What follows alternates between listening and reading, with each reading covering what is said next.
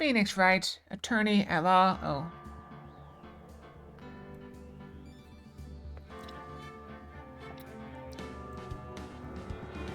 Am I a maid or am I a lawyer? You don't know. How do you tell? Wait. We finished this. Do we start a new game? I think we have to start a new game.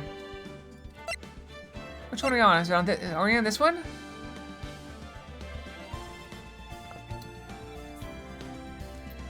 This is the right one, right? I don't know. Let's find out.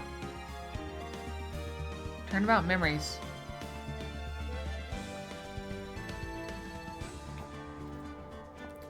I just realized that is not a professional outfit. That's like professional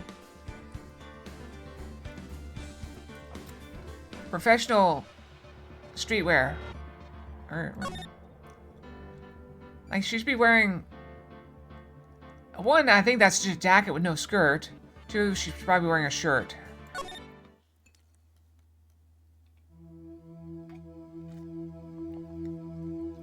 Hey, Treeborn, you just missed me failing horribly at chess puzzles. Alright, how'd I get into this mess?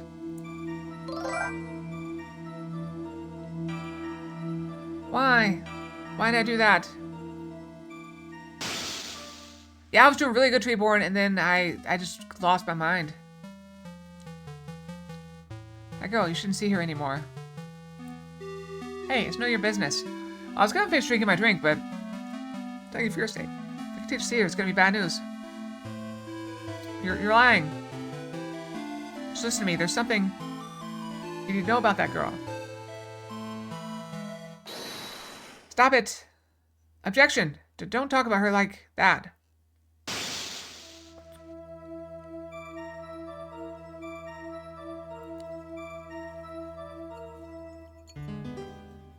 Is that young Phoenix Wright with a pea heart? It wasn't me. I didn't.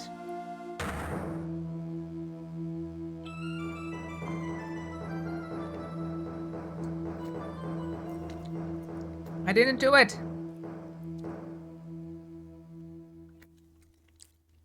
I'm gonna Mia Fey, second trial.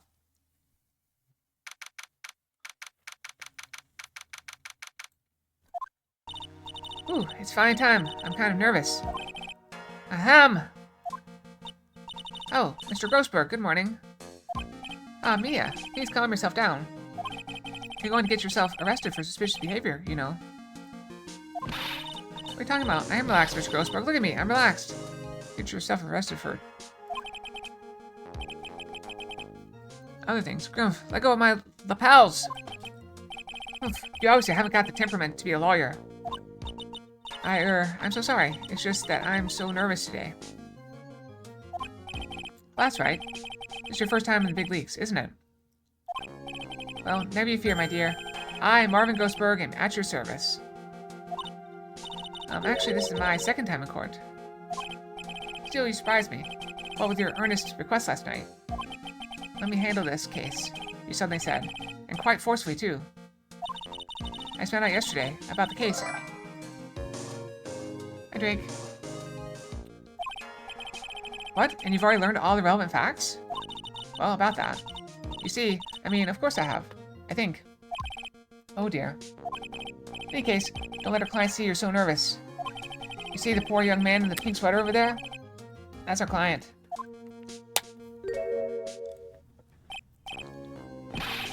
Good morning there, everybody. Good morning. Try to keep smiling, Mia. I just want to say, I'll give it all I've got. Yep, it'll be fine, no problem. He does not know how to handle a mask. Oh, what's wrong? Do you have a cold or something, Mr. Wright? See, it's right. Like the Flying Brothers. People screw it up all the time. Yes, I have a cold. That's what this mask is for. My doc says this way, I won't give it to anyone else. Be kind to others, he says. Right, Mr. Wright, you have nothing to fear in court today. You're truly innocent. I promise I will save you. No, please, let go of my shirt. Cough. That's right. He's the one on trial, not you. He's the one who should be nervous. You stay strong for your client, Mia. It's Mia Fey. I'm still pretty new at this lawyer thing. Like, his mask is airtight because he coughs in and it goes flying from his face. First time I appeared in court was a year ago.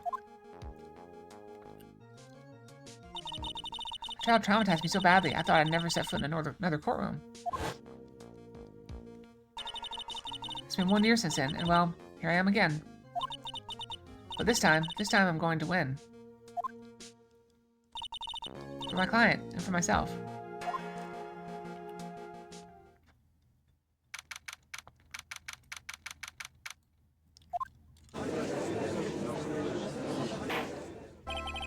Court is now in session for the trial of Phoenix Wright. This is ready, Your Honor. Prosecution ready, Your Honor. Oh, it's this guy again. Defense today is Miss Mia Fey, was it? Yes, Your Honor. Okay, see you, Shard. Good luck. It's the impression that Marvin Grossberg was be leading the defense.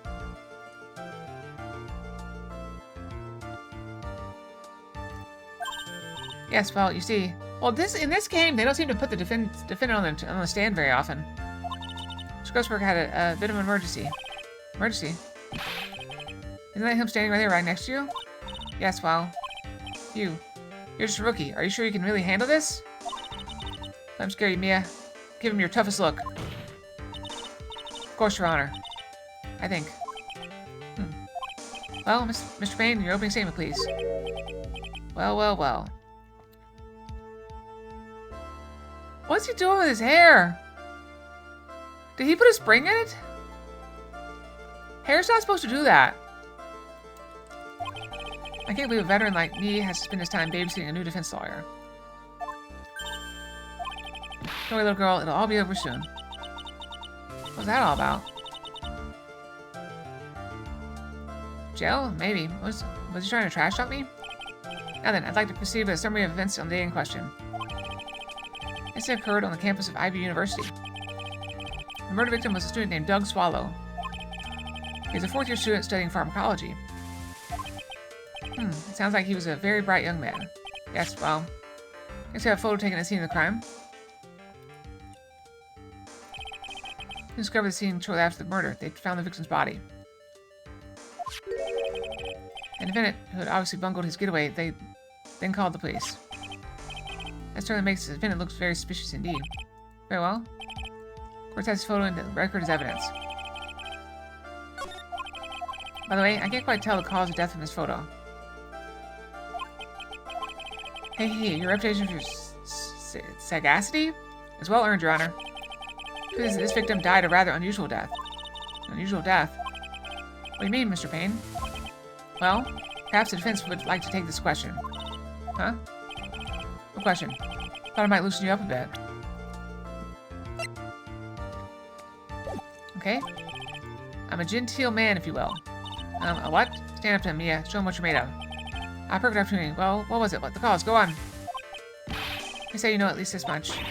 So I am so sorry. I didn't get a chance to read through the whole file. Well, my hemorrhoids are beginning to act up. I see here. Here's a case filed under the court record. You knew that already, didn't you? Ah, the court record. I can see that by pressing tab. All the weapons we need can be found in the court record. Take a good, hard look at the data there. And think carefully before you answer, my dear. Can we look at profiles? Yeah, we can look at... Who's that?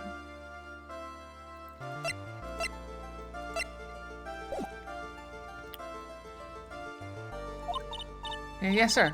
I'll do just that. Gotta stay calm. I can't let the prosecutor get the better of me. Record. Take a look. I already did that. Now then, return for the next presentation question.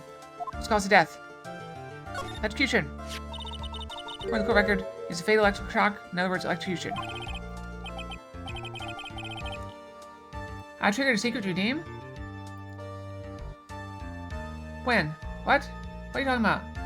What'd I do? Electrocution. How could such a thing happen?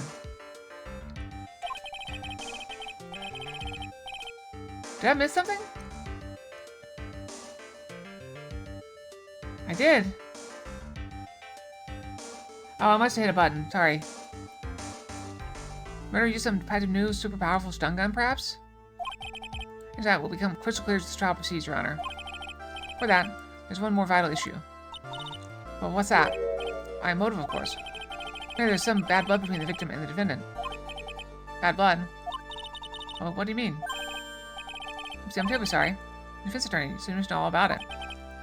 Should be stealing your spot like this. I like this guy's smug attitude. It's Winston Payne for you. He's one smooth operator, if you catch my drift. They don't call him the rookie healer for nothing, you know. Smooth operator is what they call him, the top of the...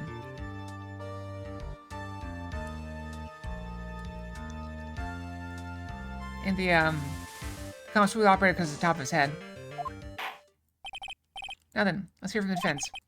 As for the bad blood between the victim and the defendant. I would like to see some supporting evidence. Evidence? I'm gonna get all worked up over this. Instead, our weapons can be found in the court record. And the evidence you need, and then shove it into old Greybeard's face. Yeah, yes, sir, into old Greybeard's face. Or Mr. Grossberg? Just set a better example for the young lady. Yeah, evidence is the only thing in the court record. People's profiles are as well. You can toggle, yeah, we get it. Now let's see what you got. Bam.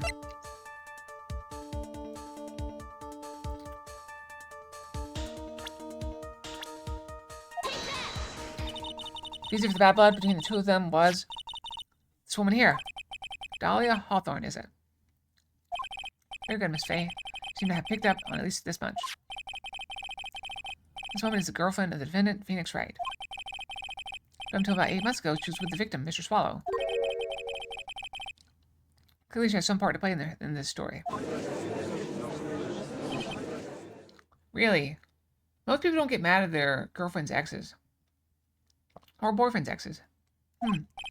I've done it again. Before the cross-examination starts, he's already got the judge thinking like he wants. Hello, Mr. Payne? Please call your first witness. Please, the court. I'd like to call Mr. Phoenix Wright. What? The defendant himself? Well, Miss Faye? It's fine. After all, Mr. Wright is innocent, right? He said no. Would that be like the first thing? He said no objection. Very well. Court calls Mr. Phoenix Wright to the witness stand.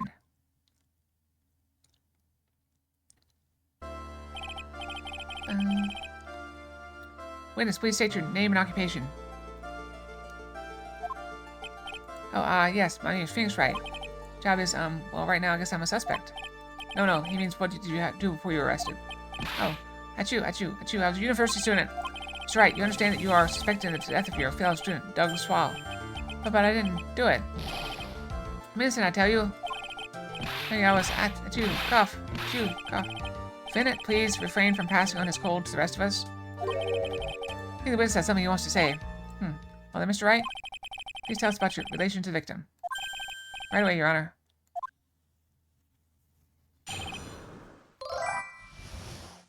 Hi, Cal. How's it going? I can wave. Why do I look sad?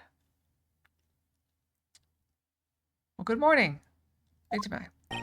I admit I was there. I'm not a killer. All I did was find his body. I knew the guy to begin with. Never even talked to that stuck-up British wannabe. I don't know. My expression turned to sad for some reason. I see. So you hardly knew the victim. Right. Like I said, I'm not a killer. It's like the judge understands. You're being naive. You know, too naive. Huh? Hee. Seems you've forgotten one small thing, young lady. And that would be? The witness still has to undergo something called cross-examination. Cross-examination? That's right. It's the defense's duty to carry out the cross-examination. Purpose is to determine if witness testimony contains any contradictions. Contradictions? Witness is lying, their statements will conflict with the court record. But Miss Wright is my client. As your client in court, all lies must be struck down. As a lawyer, that's your duty, you see. What does he mean by that? Is he saying the testimony just now? There was a lie, a contradiction? I think there was. Cross-examination, please.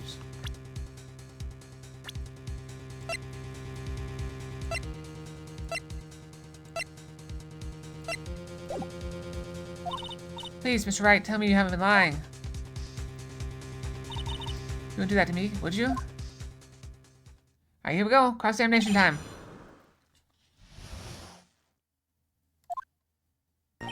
I admit I was there. When you say there, you mean the place where the victim was murdered? Yeah, sort of. Place where something happened anyway. Is his voice higher pitched than Mia's? Something you can't have it happen. We have photographic evidence. Achoo! Achoo, achoo, achoo! Anyway, Mr. Wright, what were you doing at the scene of the crime? Guess you didn't know the victim, Mr. Swallow. Just coincidence. We bumped into each other by accident. Coincidence, huh? I'm not a killer. All I did was find his body. He found the body, so who called the police? Huh? Or did some other students notify the police? Other students? That's correct. They were witnesses. So we saw the defendant standing there next to the body in shock. Well, what? Is this true, Mr. Wright? Achoo, achoo, achoo, achoo, achoo, achoo. You stop sneezing every time you're in a bind? Well, it's true that I was pretty shocked when I found the body. But I hardly knew the guy to begin with. So you didn't know his face or even his name, right? Right. Well, no. That is, I mean... So, which is it? Did you know him or not? Achoo! Achoo! Achoo! Now see here. You can't avoid answering the question by sneezing all day. Well, I guess I did know his name. News to me. Why didn't he tell me that before? I heard he used to date Dolly. Who's this Dolly person? That would be the defendant's lover, Miss Dahlia Hawthorne. Oh, I see. Young love. So bittersweet. That's all I knew about him. I never even talked to that stuck-up British wannabe. And how'd you know what he sounded like? That's right. Stated the following in your testimony. Hardly knew the guy to begin with. That's right. I mean, why would I even... That doesn't sound right. You hardly knew him. Then why would you say that the victim was a stuck-up British wannabe?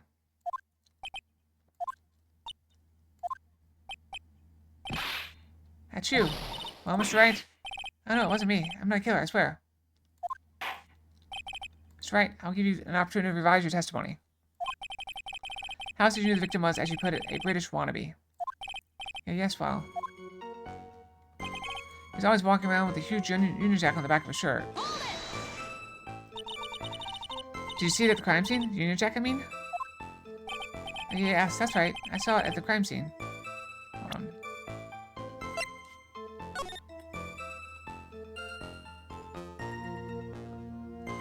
I don't see it.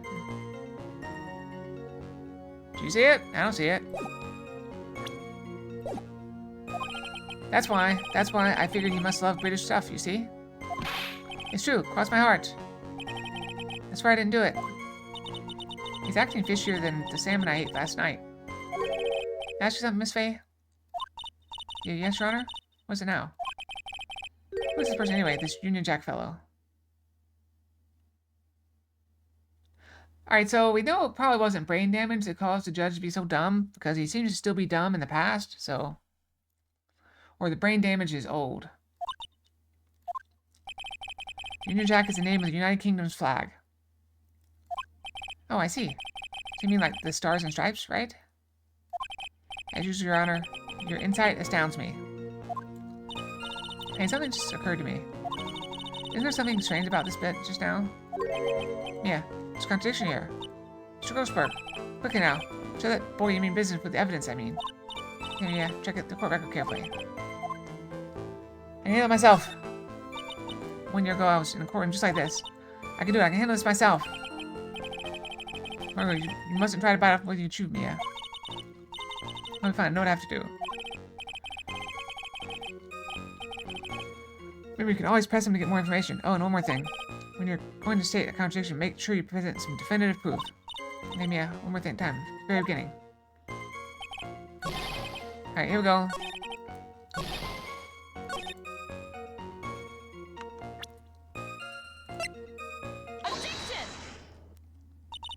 I certainly saw the Union Jack.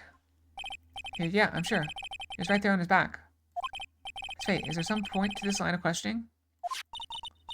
Alright, please take another look at the crime scene photo. Where did the Union Jack go, huh? As you can see, there's absolutely nothing on the victim's back. Wait a minute, he's wearing a leather jacket. Union Jack was on the back of a t-shirt he was wearing. the impression that you accidentally came across the body. If that was really the case, then you wouldn't know that, would you? You had no idea at all what he was wearing underneath that jacket. I like this music better than the last game's music.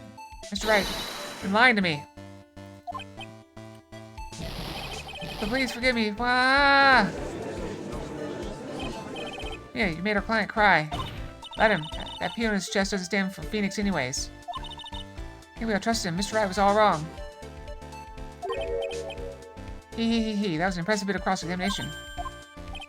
Thank you for uncovering the defendant's lies for me. Like this man did not simply stumble upon the scene of the crime. Ugh! Uh-oh. Did I go too far? I'm switching in my water. Water. Let's see here. My cup, my mug, back in the back. You're caffeinated and ready to go. By the way, Mr. Wright, you seem to have a rather bad cold. Have you taken any medicine for it? Yeah, I took some, but the medicine that you took on over-the-counter brand called Cold Killer X. What is that? Oh, the water? Yeah. Yeah, that's right. It kills colds good. Here, wait a second. How'd you know I'm a big fan of Cold Killer X? He. Would you happen to have that medicine with you right now? Well, actually, I seem to have lost it somewhere. He lost it? Does he even have anything to do with the case? That's right. Shall I tell you where your cold medicine is right now? Huh? Your Honor, I'd like you to take another look at the photo from the crime scene. Well, what's this? In the victim's hand, it's Cold Killer X.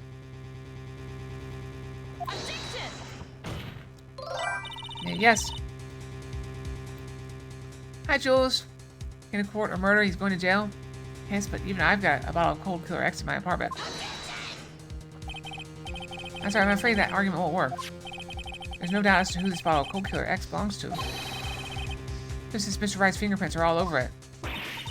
Well, what? How are you doing, Jules? I think his murderous intent. Mr. Swallow must have picked up the bottle of medicine. Dropped by Mr. Wright and hid it in his hand. The person doing so can only have been to identify his killer as Phoenix Wright. Order in the court. Your Honor, I'd like to present this photo and bottle as evidence. Oh well? We'll set them into the record. Can I look at them?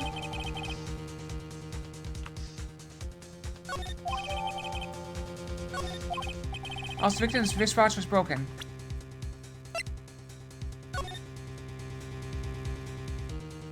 Alright, what time is that? That is what? Like 9:05 or something like that?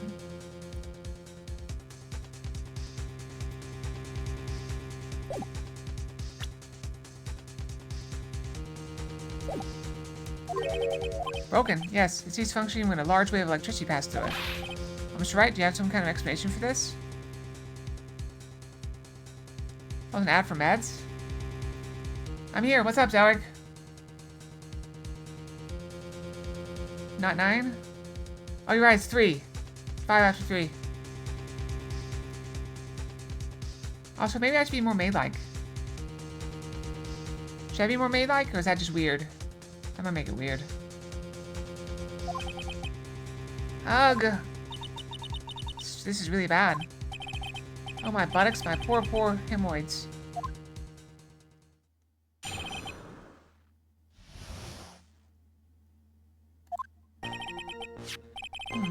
At your service.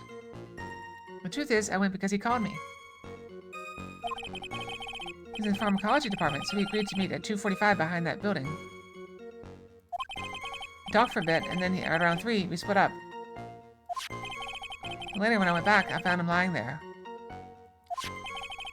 I've been taking Cold Killer X for the last 2 or 3 days. I lost my bottle of it around lunchtime on the day of the accident. That's right, that's completely different from the testimony you gave previously. At you! I'm sorry, Your Honor. So you wouldn't believe the truth. Alright, so I need to... Hold on, how do I... Let's see here.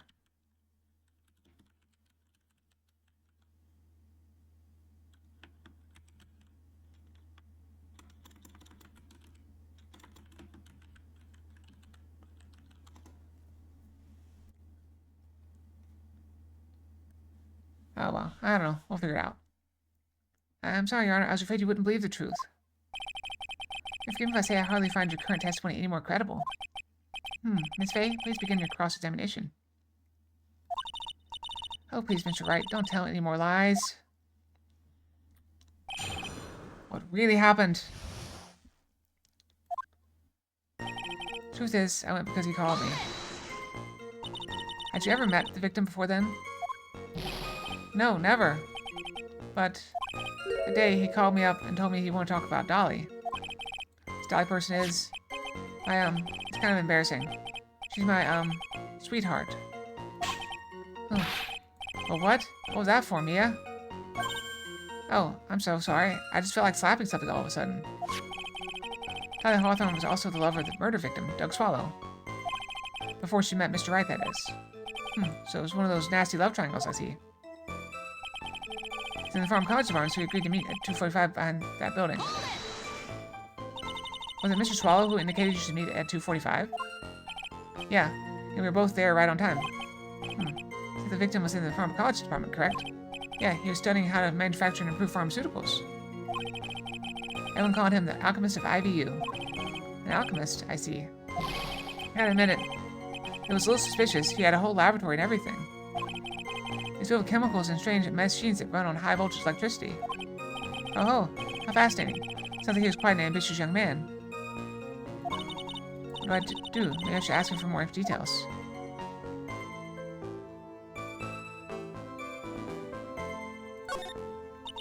So you're absolutely certain that you met at 2:45? Yeah, pretty sure. That's the kind of class ends. They're always doing experiments, so it doesn't matter much. Experiments? Yeah, those pharmacology guys are always in the lab whipping up something. Looks like he's about right. He's right about the time anyway. Let's go on your testimony. I'll check the other thing. Talk for a bit, and then around 3 o'clock, we split up. So what was it you were talking about? You know, at you, call that maybe we should hang out again sometime. Hang out again sometime? I wish that were true. Later, when I went back there, I found him lying there. So you say you went back? Yeah, that's when I found the body. Yes, but why did you go back in the first place? Weren't you angry with him? Oh, that's right, I was. Then why, Mr. Wright? Why did you go back there? I thought maybe we could make up. Achoo, achoo. In my atmosphere, I'm pretty sure no one is buying this. I've been taking cold care X for the last 2 or 3 days. It's not really working that well, is it? Kind of unusual to catch a cold this time of year, isn't it? Hi, Sam. Welcome, welcome.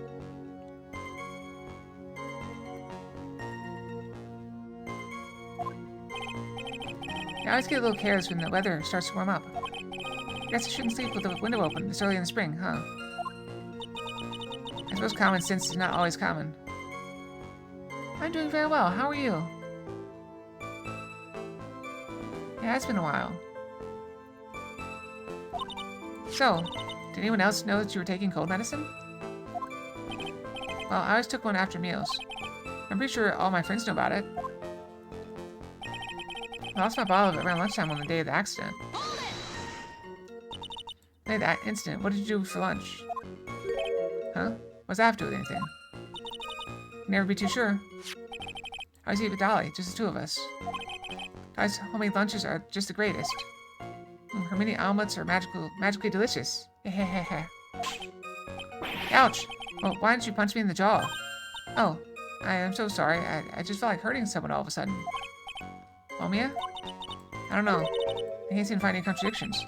It isn't exactly what I'd call a natural-born liar, you know. But still, we can't have him just continue to spout nonsense. I know. What can I do? I'm certain he must still be hiding something. Right now, it's information we need more than anything else.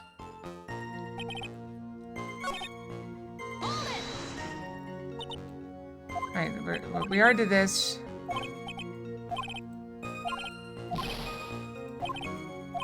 Okay. Ask about the pharmacology department. I was wondering if you could tell us a bit more about the pharmacology department. Okay, sure. I don't know all that much, though. But earlier in your testimony, you said something interesting. That the department uses strange machines that run on high voltage electricity. That's right. They sure look dangerous. They use non-standard voltages, So there are high voltage cables everywhere. High voltage cables. Yeah. There were electrical poles set up all around the building. High voltage cables run overhead around the roof. Fine, I think we're getting somewhere. That's enough for now. Minute, and the victim at approximately the time of death. And the defendant returned to the scene for some unknown reason. I'm not entirely convinced by his explanation about the medicine bottle either. Be frank here, Mr. Wright. Your testimony cannot be trusted. Well, what do you mean? Hee hee hee hee. I knew it was too much work for a little girl. Oh. However, there's one mystery that still remains. There is, Your Honor? How the murder was carried out, of course. And how was the victim electrocuted? I don't believe the murder weapon has been produced yet, correct? Well, that is, you are correct, Your Honor. How exactly was Mr. Swallow killed? I could somehow establish how it was done. Maybe I could come out of this mess smelling like a rose.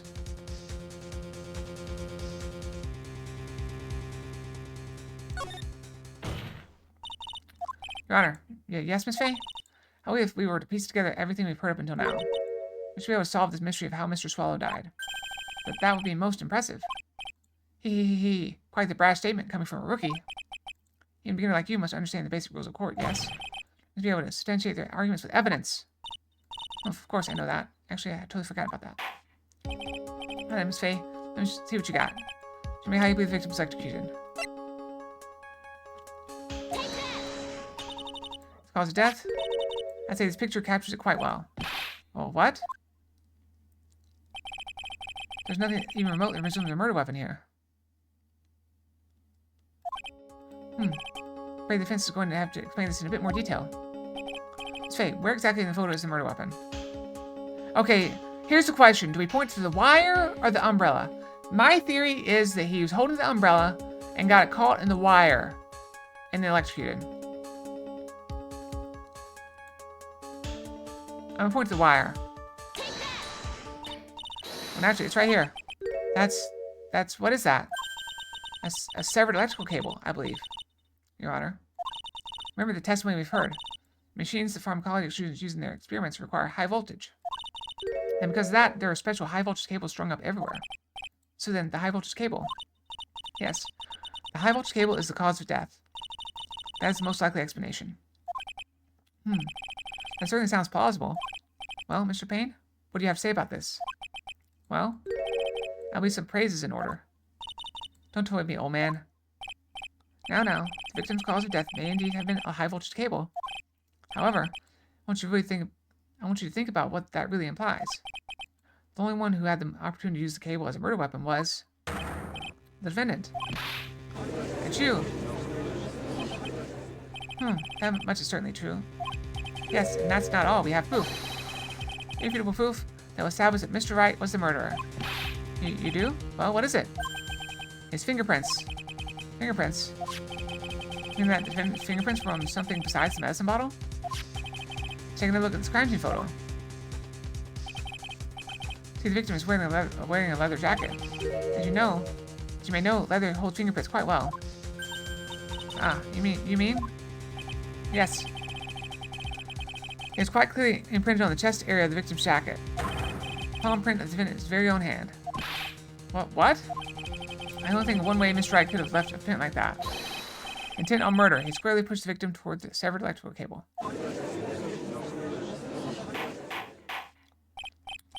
Order. That's enough. I think we conclude that there is no reason to continue with this cross-examination. Take a fork in this. We're done. Mr. Grossberg. My hemorrhoids never lie. The show's over, Mia. That boy was guilty the first time I saw him. No, you're wrong. Mr. Wright is innocent. No further evidence is required to convince me of this man's guilt. Your Honor. This time I'm prepared to render a verdict in this case.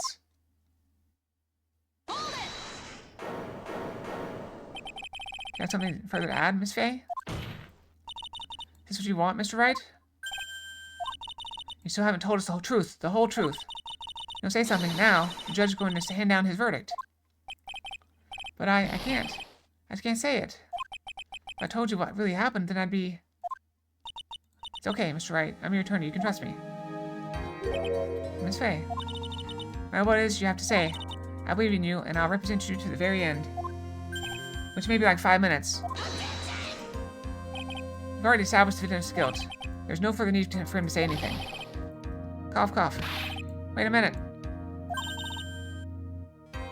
Mr. Wright. Could be, Jules. We don't know. I'll tell you what really happened.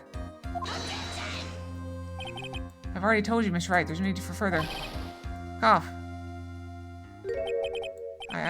I did it. I admit it. I pushed him. It's my fault. It's my fault. He died. That girl, you shouldn't see her anymore.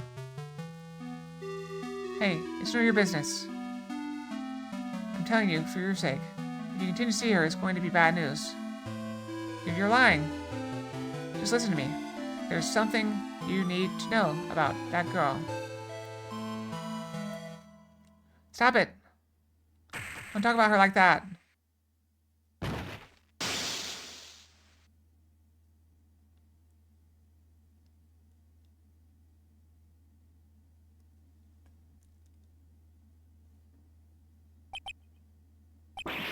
What you just said, was that the truth? Yeah, yes, I was afraid. Afraid that if I told the truth, everyone would think I was the murderer for sure. As things currently stand, we're all absolutely convinced you are. But please, give me one more chance to explain. I swear I'll tell the whole truth. It'll be okay, won't it? Miss Faye, I believe in you. Oh, thank you. So I can't believe you really did push the victim. Feels like my hemorrhoids are doing the Harlem Shake.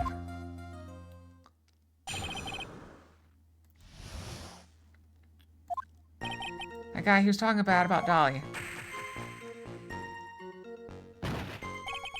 I lost my temper and gave him a shove. At that moment, I heard some kind of loud noise. A little while after I left, I started to get worried. So I went back, but he was just lying there, dead. Well, the explanation was really quite simple. We pushed him in, Mr. Swallow flew back and touched the electrical cable. He died from the shock, and that, as they say, is that. Simple explanation indeed. Time of the incident, a light rain had been falling. Away from the rain, the victim was more easily electrocuted. But when I pushed him, there weren't any electrical cables nearby. If there had been something like that, even I would have noticed it. That's true. A doofus like him couldn't miss that. Miss Faye, let me warn you right now, if your cross-examination doesn't yield any new facts, I intend to deliver my verdict without further delay. Are we clear on that? Yes, Your Honor. Don't give up, Mia. If he is innocent, there must be some kind of evidence somewhere that will prove it.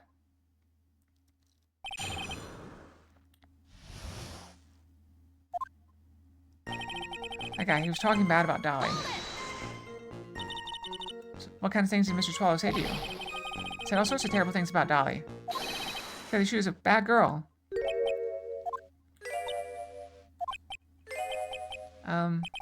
Is that all? Yep. Well, Miss Faye, you heard him yourself. Oh boy, you're not doing yourself any favors here, Mr. Wright.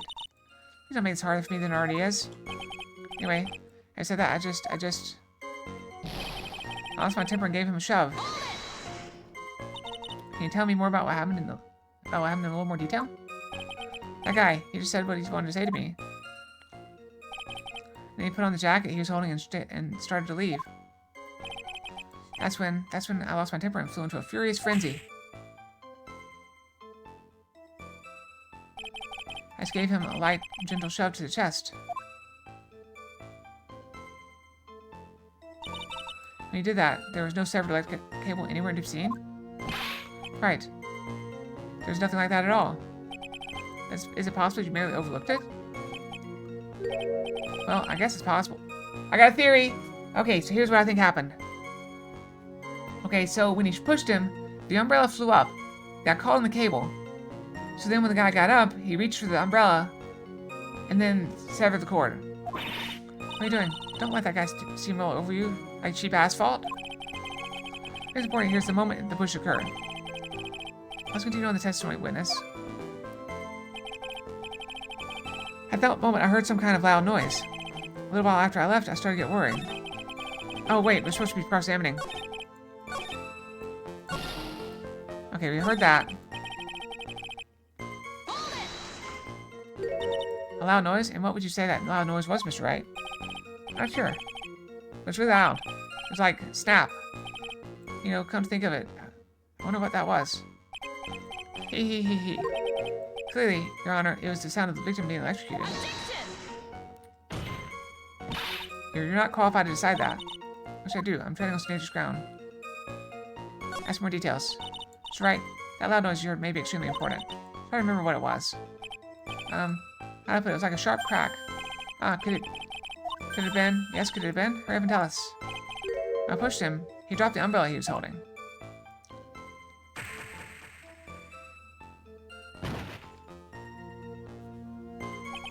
He fell right on top of it and it broke. That's probably the noise I heard. An umbrella, huh? And did the umbrella belong to the victim? Yeah, it was a plastic umbrella, cheap and frail, kind of like the owner. Then again, I wish I had any kind of umbrella. I was totally soaked to the bone. Miss Faye, what do you think? Is there something important in that testimony just now? Of course important. This is it, Mia. The information you've been waiting for. Of course it's important. No, this cheap umbrella is more than important. It's vital. You should have entered in a testimony. How perfectly fitting. Flimsy information for a flimsy lawyer. Court agrees to the defense's request. Witness, please add the bit about the cheap umbrella to your testimony. I showed him down. He fell down on top of his cheap umbrella. Mr. Fall fell on top of his umbrella, and are you certain of this? Yeah, I was right there. It was right there under him. Actually, it hadn't been under him. I was planning on borrowing it for myself. Umbrella, you mean? Well, yeah. See, I was wearing the sweater here. I stayed up late for nights at a time, knitting for me. I didn't want the rain to dampen the handmade symbol of her love. This time was not to be used as your personal soccer ball, Mia. I'm so sorry. You know, the testimony witness. Well, I just started to get worried. I just showed the victim. Did you leave the scene right away? Yes, I did. I admit it. I was furious. Without even checking Mr. Swallow's condition. Well, yeah. But like I said, I got worried about him later. I'm back. He was just lying there, dead. Did you see anyone else at the scene of the crime? Cough, cough, cough, cough. Nope, nobody. Jeez, could this stupid cough possibly sound any phonier? In that case, it's very hard to believe someone else could have been the murderer. So you find something that shows his innocence with that test from that testimony, my dear. He's making me cough now. I think the judge will make his final decision with no remorse whatsoever. Yes, sir. And now I need more info that will help turn up some contradictions.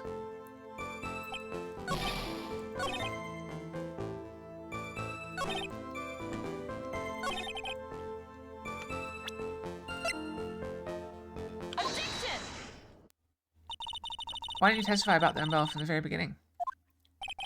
Come on, if I had mentioned that, I would have been able to counter the prosecution's arguments earlier. Well, what do you mean by that? Take a look at the crime scene photo. According to Mr. Wright, the victim fell on top of his umbrella. However, look closely. The umbrella is nowhere near the victim. Actually, it's by the electrical pole. You're absolutely right. The conclusion here is obvious.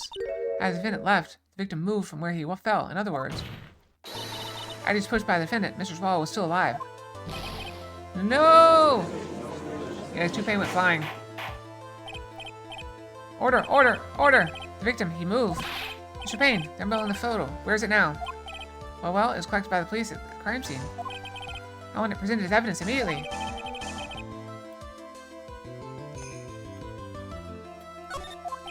But the umbrella could have simply been blown there by the wind. According to the testimony, the victim fell on top of the umbrella. Simply no way it could have been blown there by the wind.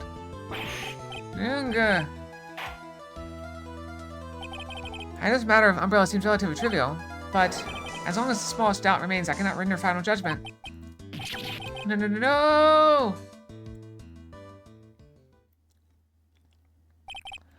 I must say, I still find it hard to believe that a huge hole has been blown in the prosecution's case by the defendant's testimony. Alright, there's the testimony. Well done, Mia. Hee. Mr. Payne, what are you chuckling about? That's not chuckling, that's Michael Jackson laughing. Pardon me, Your Honor. It seems I was expecting too much of a free ride. It's foolish to think I could establish guilt through cross-examination alone. if I don't follow what you're saying. Let me guess. You have another witness. Exactly. The witness' evident testimony will be incontrovertible. Well, who is this witness?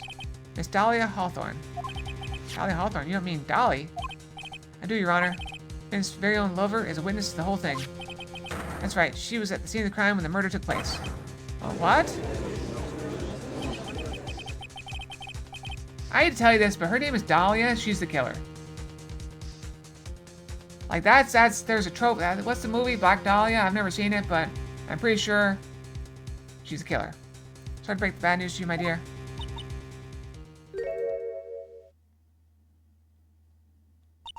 Bad news? You couldn't be more wrong. Actually, I've been waiting for this. You can't be serious. Mia, what do you mean by that? I think it's a good point for us to stop. We'll now enter a 20-minute recess. Afterwards, we'll listen to the testimony of Miss Dahlia Hawthorne. Alright, I'm gonna take my own recess. I'll be right back, okay? Rebrush. Boop.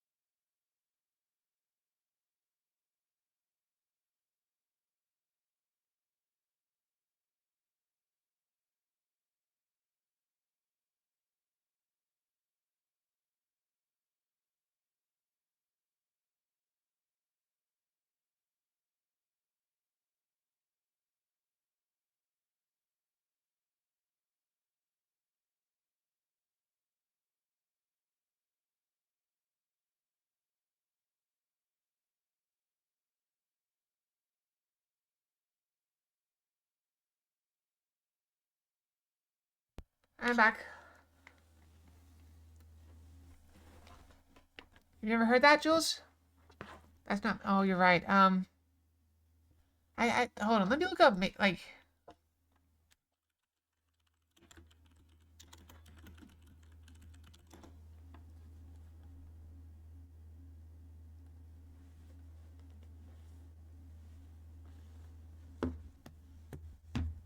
Let's see here.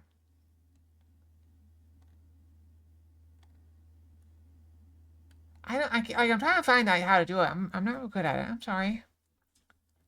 I apologize, my lord. Is that better?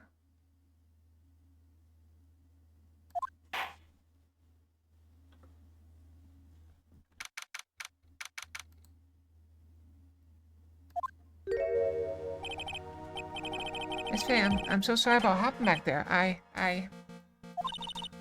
Sorry, at least you told us the truth in the end, Mr. Wright. Yeah, so I guess I can start to relax then, huh? Relax, my boy, you can't be serious after hiding such important facts. But, the next witness is my Dolly, right? She'll save me, I just know she will. Why do you think that?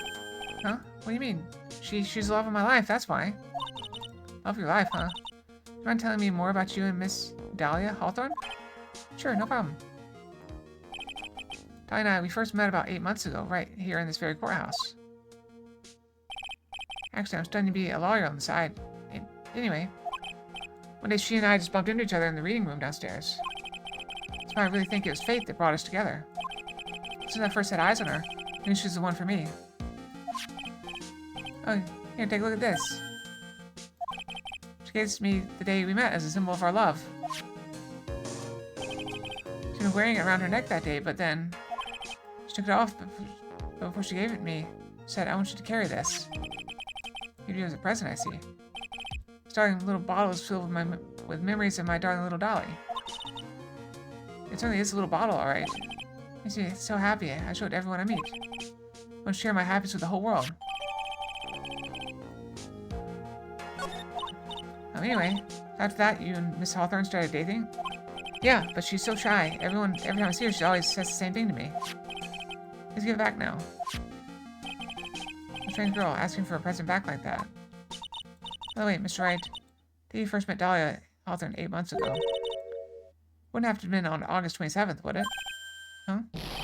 Yeah, it was. How did you... It happened on August 27th. Right here in this courthouse. What's this, a newspaper clipping? Let's see, murder in the courthouse. A murder? Oh, what are you reading there? Let me see that. Oh, I see. Mia, I think I understand what you're trying to say. I think I understand why you suddenly took such a keen interest in this case. You believe there's some connection between these two cases, am I correct? How about you don't mind, Mr. Ghostberg? Let's take a look at the story. Can we read it? It was being closed at this time as the victim of yesterday's incident in the district courthouse cafeteria said to have been a lawyer, questioning the 19-year-old female college student who was sitting with the victim. She poisoned him with the poison bottle that she got from her boyfriend, the pharmacology guy. And now she had to kill the pharmacology guy to hide the evidence. No, I need to finish this myself. Oh, yes, but I'm afraid what you have will not be enough, my dear. I'll go and have a look in the downstairs reading room and see what else I can find. Oh, thank you. I'll do whatever I can to be of help to you, Mia. Well, looks like recess is about over. We'd better all get moving. I guess so. That recess sure seemed longer than 20 minutes, though. I wasn't going that long.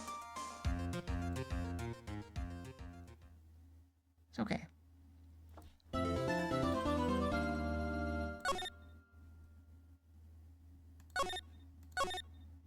Exactly like I was going forever. I just brushed my tail and put on a little lotion. My hand's still dry. This weather. Oh, now reconvene, Mr. Payne. Please call your witness. Oh, by the way, I am going to stick by my promise. Keep track of real-time gameplay. Could be. You could be right, my lord. I'm going to stick by my promise. If it does snow here this weekend, I will take a picture of it, okay? But, don't get your hopes up too much because it's supposed to snow. We're supposed to get up to 1 inch. And the temperature's going to be like 30. So I don't think it'll stick around long enough for me to get a picture of it. If it does snow at all.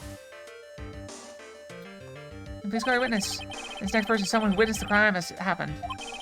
Prosecution calls Miss Dahlia Hawthorne to the stand.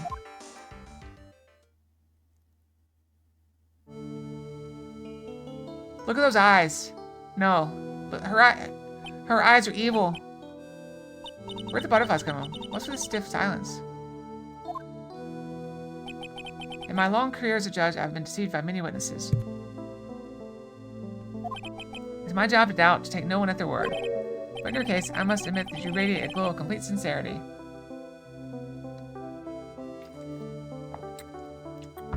I can't believe you actually said that. Oh, now then, could you please state your full name? Don't worry, sweetie. There's no need to be nervous. If anyone says anything rude, you can be sure I'll cut them right down to size. And I will bash them with my gavel. Love how they look straight at me when they say that. Well, thank you for calming my nerves. You're all so nice. I almost feel right at home. Not at all. There's nothing. We may move on now. What is your full name and occupation? My name is Dahlia Hawthorne. I'm a junior in literature at Ivy University.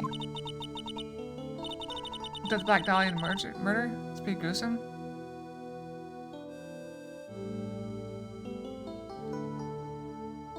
Oh, my Lord Frosty, did you miss me again? I didn't hear the hit. As I say, it's an honor. Ow. I'm sorry for displeasing you, my lord. Say it's an honor for me to be here in your noble presence. The honor's all mine. Oh. Hey, Maid Fox is gone. I wasn't very good at it anyway. It's fine. No, the honor is all mine. Well, we know whose milkshake brings all the boys to the yard. That's a really old reference. Sir? Is there something I can help you with? Just go on and say whatever's on your mind. I'm sure there must be some kind of mistake. Feeny wouldn't kill anyone. I just know it. Feeny?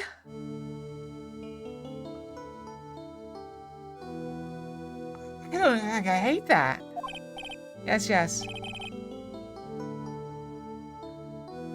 No autographs, please. No I don't know how an idol acts either. So I can see why you'd say that. She's going to be a tough witness, all right. It only took her 12 seconds to wrap them all around her little finger. Idols act like Jesus? Now, please proceed with your testimony. The miss rate? I'll double check it. Hold on a second. I'll double check it. I'm checking.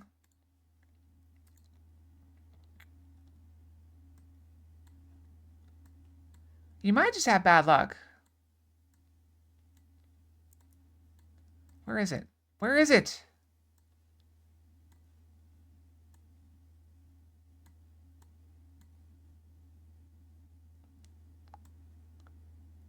Oh, I'm looking.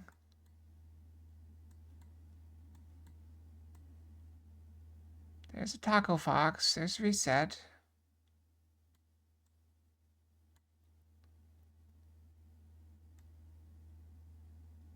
Yeah, it's 20%. Ow! You missed me. Get knocked out. Right, there you go. Now, please proceed with your testimony. Here, what you witnessed on the day of the incident, if you please.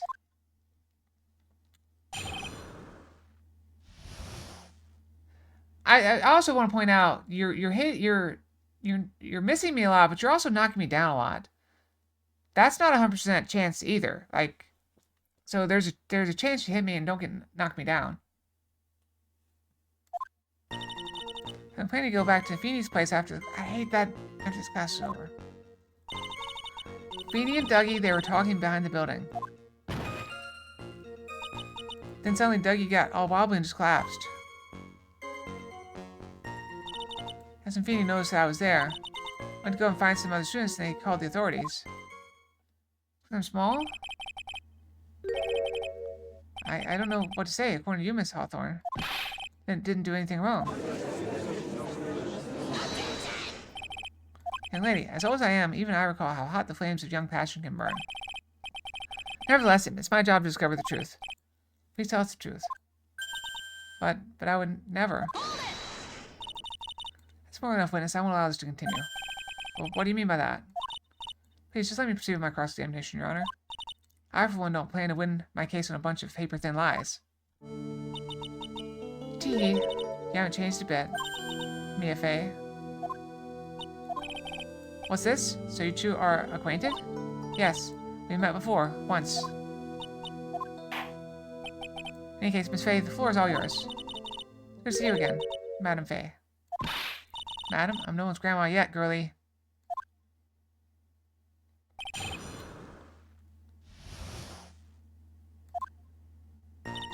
I've been planning to go back to Feeny's place after the class is over. Now, unless I'm mistaken, Feeny, I mean Mr. Wright, is in the art department. If that's the case, then what were you doing by the pharmacology building? Well, I'm in the literature department. I'm studying Japanese Shinryu poetry. Oh, how wonderful. It's that humorous yet satirical style of haiku, yes? Nothing left to do when a man reaches this age. Sleep is his best friend. It's supposed to be poetry? It sounds more like a midlife crisis. When you get to the art department, I have to walk through that back area. Yes, I see. That makes sense. When I want to enter the courthouse, I always walk through the front doors. How else would you enter? Teleportation? Me and Dougie there talking behind the building. So who's this Dougie person? Oh, I'm sorry, Doug Swallow. We were dating until about 8 months ago. So we're Dougie, Mr. Swallow and Mr. Wright talking about anyway. How can you be so mean?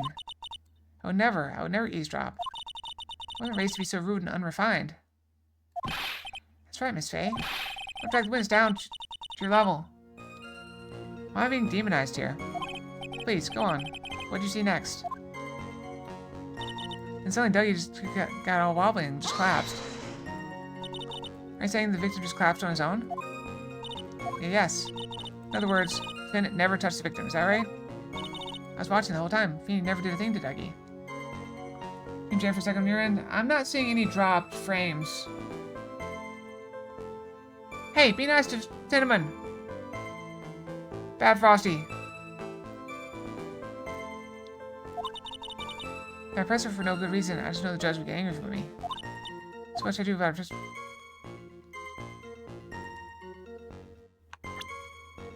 Do you have the jacket?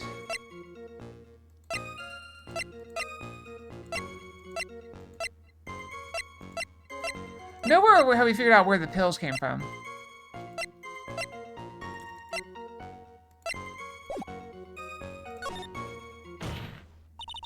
People's eyes are not very becoming, Miss Hawthorne, so let's drop them, shall we? Well, what? I would never. Wendy. Ah, my ears. Come on. Ears, perk up. Gotta fight the wind. Miss Faye, I will not allow you to badger this witness. I believe the defense is engaging in a fishing expedition. That is, she has no supporting... Please don't glare at me like that. I'm just doing my job. Now then, Miss Hawthorne. His palm print was found on Mr. Swallow's leather jacket. It has already been shown that Mr. Wright did, in fact, push the victim. What? There's no need to try to cover for the defendant. It would be much better if you came out and told us the whole truth. Nothing to worry about, young lady. Just tell us everything that you saw. Okay, yes, Your Honor. I will, if you don't mind. I'd like to revise my testimony. Okay, we're finally getting somewhere. Actually, I didn't see the moment he pushed Dougie. You didn't see it? Well, I saw the moment when Dougie fell to the ground. That time, there's only the two of them at the scene. Defendant, Phoenix Wright, and the victim, Doug Swallow. Yes, that's right. Didn't look like they were fighting, and I didn't hear anything unusual either. And what did it look like they were doing to you? I thought they were having a nice friendly afternoon conversation. Give me a break. That's why I really wasn't watching them all that closely. Was anything out of the ordinary at all? No, nothing at all, Mr. Judge. Oh. Like the sound of that, Mr. Judge. Now then, please proceed with your testimony.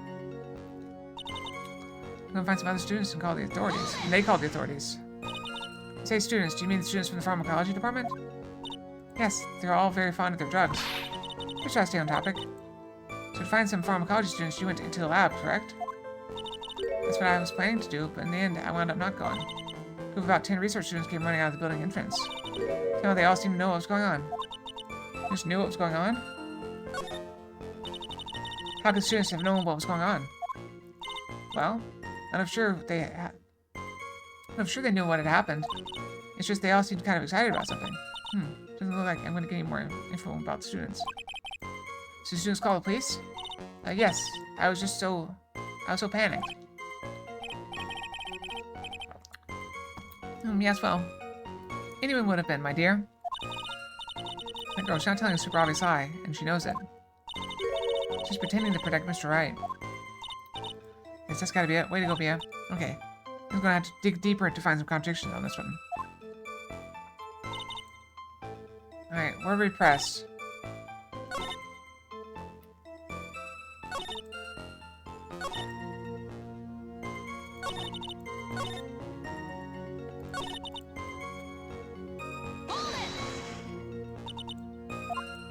Alright, we did this.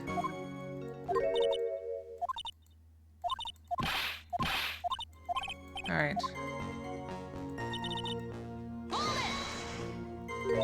You can see it.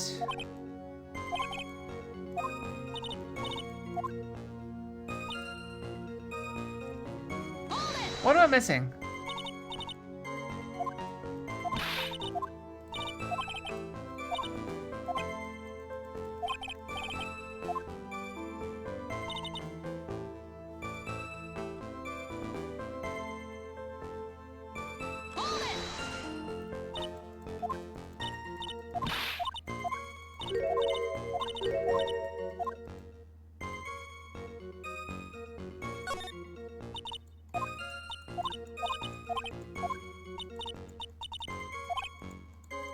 Alright.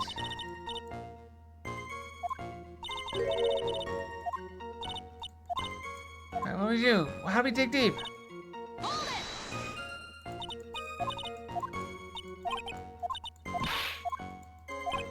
Alright, we got nothing here. Ah!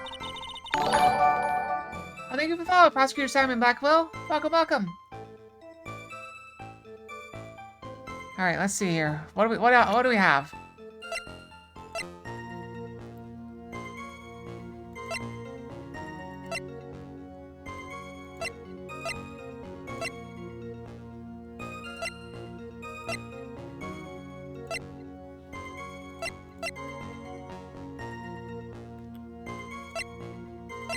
Alright, it's too early for these things.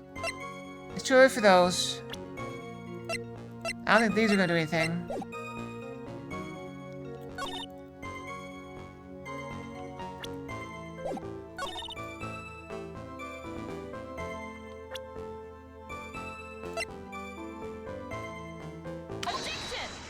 Alright, we got the testimony that heard a loud sound. You say you didn't hear anything unusual, is that correct?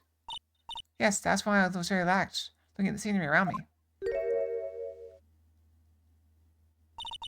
That's nice, but I find that just a little odd. I have here the testimony of your boyfriend, Mr. Phoenix Wright.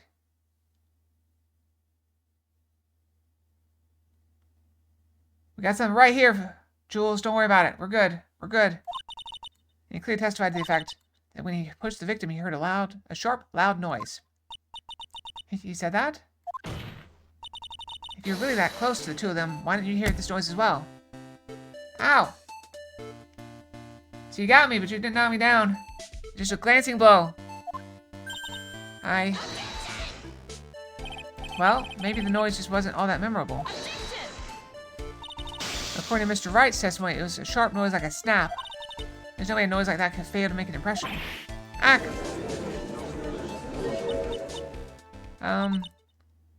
What is this like? It's like a shawl that's not there.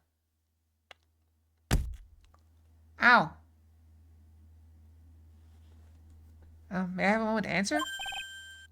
But by all means. Another reason why I didn't hear the noise. You see, the truth is, I had my headphones on, and I was listening to music at the time. Headphones? You mean that both of your ears were covered? Maybe it was just beginning to let up. But it seemed as though Thor wasn't ready for his fun to come to an end yet. The sky continued to flash and rumble. Thunder and lightning, huh?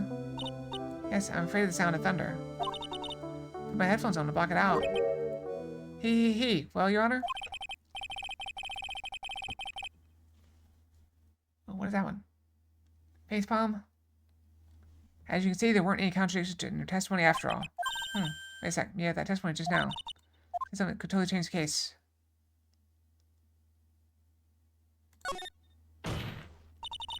Your Honor, there's a problem with witness testimony. What do you mean?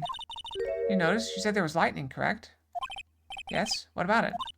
Well, lightning is actually a large discharge of electricity in the atmosphere, am I right?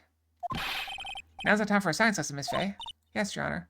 Anyway, since the cause of death was electrocution, isn't it possible that the victim died from being hit by a bolt of lightning? Oh, I must admit that thought had not occurred to me. Kind of thoughts do occur to this guy anyway. The entire case is built on the premise that Mr. Doug Swallow was murdered. That was very premise itself is mistaken. This believes that Mr. Swallow was in fact hit. That's not true, though. I don't believe that at all. No, she killed him.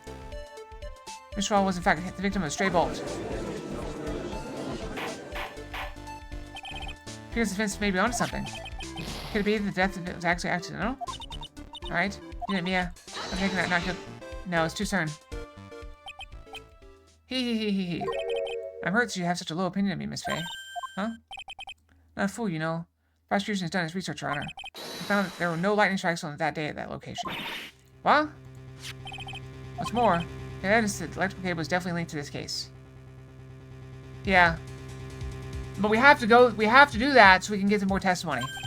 Evidence, Miss Faye, well, what is this evidence? See, this is why I get frustrated sometimes with this game, because I know what happened, but I need to do something. I need to prove, like, push something I don't believe, so I can get to the stuff I believe. It's affidavit. And who is this affidavit from? Pharmacology students who were conducting experiments in the labs that day. I'm going to read out to the court the testimony of the pharmacology students. All equipment in the labs lost power all of a sudden at around 3 p.m. that day. Was it blackout? All the labs equipment runs on high voltage, Your Honor. They're saying the equipment lost power because... Precisely, they lost power because of the severed electrical cable. Fire outage occurred at approximately 3 p.m. This was the time of death listed in the autopsy report. Exactly. In other words, you would die as a result of touching the severed electrical cable. According to the students, the cables were very old. They were planning on having them replaced in the near future. I see. The cables had become so brittle that even the smallest bump would have caused them to break.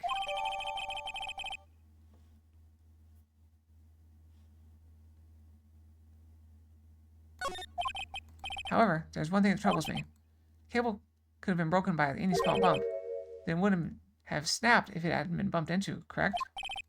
Well, I suppose you could say that. Miss Faye, any thoughts regarding the cause of the severed cable? Your Honor? I like how this is looking one bit. Comes something to try to gain some momentum. Please, the court, I'd just like to state its opinion. Well, then let's hear it. What was it that caused the cable to break?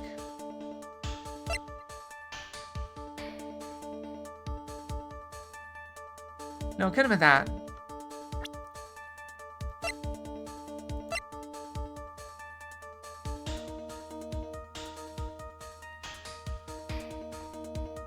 I'm gonna go for it. This is it. This is why the cable snapped. Well, Your Honor? The only thing that snapped is the mind of the defense. That was one of your best lines yet, Your Honor. That was harsh. Just please, Your Honor, give me one more chance. Then, let's hear it. I'll go down below then. This is it. This is why the cable snapped. Well, no? Ouch, that was harsh.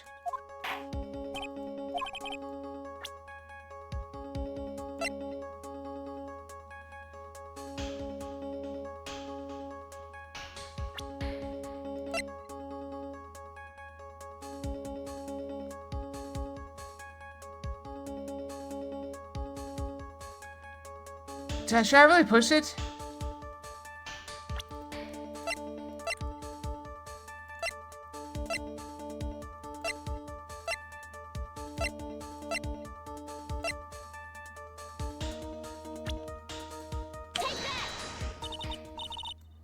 Let's find the cable snaps. Nope.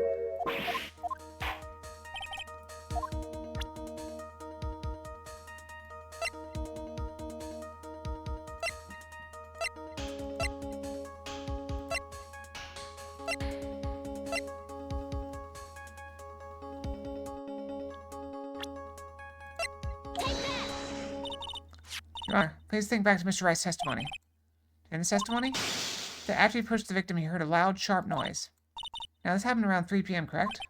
Yes, that sounds right. Wait, are you saying that lab equipment lost power at 2:55, which fits right in Mr. Wright's timeline? In other words, it was Mr. Wright's shove that caused the power outage. Specialists also came to that same conclusion. It's that very shove that caused Mr. Swallow to be electrocuted. I'm afraid I can't agree with you there, Mr. Payne. Well, what's that supposed to mean? Take a good look at where the victim landed after being shoved. See the umbrella? It's by the electrical pole. That's right. The victim banged into that pole as a result of being pushed. It's the impact that caused the cable to break. Well, that makes sense. And then the victim was electrocuted. The cable's too far away. Oh, Your Honor, no, it doesn't make sense at all. The victim was shoved into that far pole. Then he couldn't have been electrocuted by the severed cable in the foreground here. In other words, someone other than my client must have electrocuted the victim. Yep. Order in the court. How the lamentations of my enemy. How I've longed to hear them. It's true. The defense is absolutely correct. There doesn't seem to be any way the defendant could have done. Mr. Judge, sir, may I say something? The Madam Attorney's explanation said some things that are a little different than I remember them. What? What the? Alright, see, this is where I think she starts to reveal herself. Please, just once more. See, if she was really on Phoenix's side, she would not be speaking up right now. Can I please testify one last time? Please, Mr. Judge? Of course it's alright. Just go right ahead and give your new testimony. This is it. She's finally starting to show her true colors.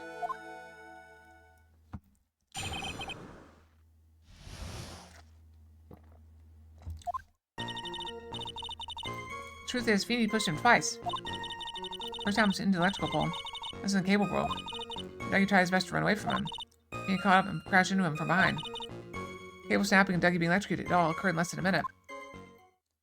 Nope, doesn't fit. After being shoved, Dougie got up and tried to run away. As when the defendant pushed him for the second time. Sorry, Feeny, but I just have to tell the truth. I know the right thing, am I, Mr. Judge? Of course you are, my dear. As painful as it may seem, you are. In this game, they usually give testimony like 4 or 5 times. It's crazy. This is just... We're still in the tutorial, Jules. This is the 3rd game, though. We're finishing up the trilogy. Now then, Miss Faye, you may proceed with your cross-examination. Let's cross-examine. And somebody get rid of the butterflies. Look at this. Phoenix pushed him twice. Salthorn, previously you said in your testimony, you said the following. Actually, I didn't see the moment he pushed Dougie. I know. I'm sorry, I wanted to correct Feeny. That's why he basically lied to the court? That's a bad girl, I know. Mr. Judge? Yes? Would you please forgive little old me? Of course you won't. What if you did is called perjury? Oh, come now. Just a little old white lie. Well, forget it this time. But please, be more careful from now on, alright? Oh, thank you so much, Mr. Judge. Not at all. Ho, ho, ho. Judge had better be more careful himself. A dark alley is friendlier than that girl. I know, it's crazy, right? Did you see the woman that brought a whip in court and was whipping everybody? Including the judge? First time was in the electrical pole. That's when the cable broke. Press dog came at Feeny. So we got an achievement for that. You're saying you actually saw the victim get pushed into the electrical pole? It doesn't look it. Feeny can be a bit of an imp when he wants to be. Oh, really? I never imagined that he would cause an electrical cable to break. He really is scary when he gets mad. Yes, he sounds like a very dangerous individual indeed. Then Dougie tries his best to run away from him. Let me get this straight. You're happily listening to music on your headphones while you watch the scene unfold. What? Miss Faye, I'll have to ask you to stop badgering the witness. I wasn't happy. I was so scared that I couldn't even move. All I could do was stand there and cheer them on. Cheer them on? What do you mean by that? Well, I wish the best for them both, and that they would each give the fight their all. What? Huh. Your boyfriend? Fighting your ex-boyfriend, and you're like, do your best, guys! No. That's very sweet of you, to be so supportive. What happened after that? Feeny caught up and crashed into him from behind. Doesn't sound quite right. There were handprints found on the chest of the victim's leather jacket. Strange, were there also prints found on the back of his leather jacket? Well, no, there weren't. Madam Faye, may I suggest that you listen a little more carefully? Say he crashed into him from behind, right? If he wouldn't leave any prints behind in that case, would he? cable snap, snapping, and Dougie being electrocuted all occurred in less than a minute. You actually witnessed the moment the victim was electrocuted? I'm sorry, I didn't actually see it. I turned my eyes away. It's understandable. Yes, indeed. It would have been a horrific sight for anyone to behold. I don't figure out the contradiction here. It's all over. Let's see here. 2:55. Time death. 3 p.m.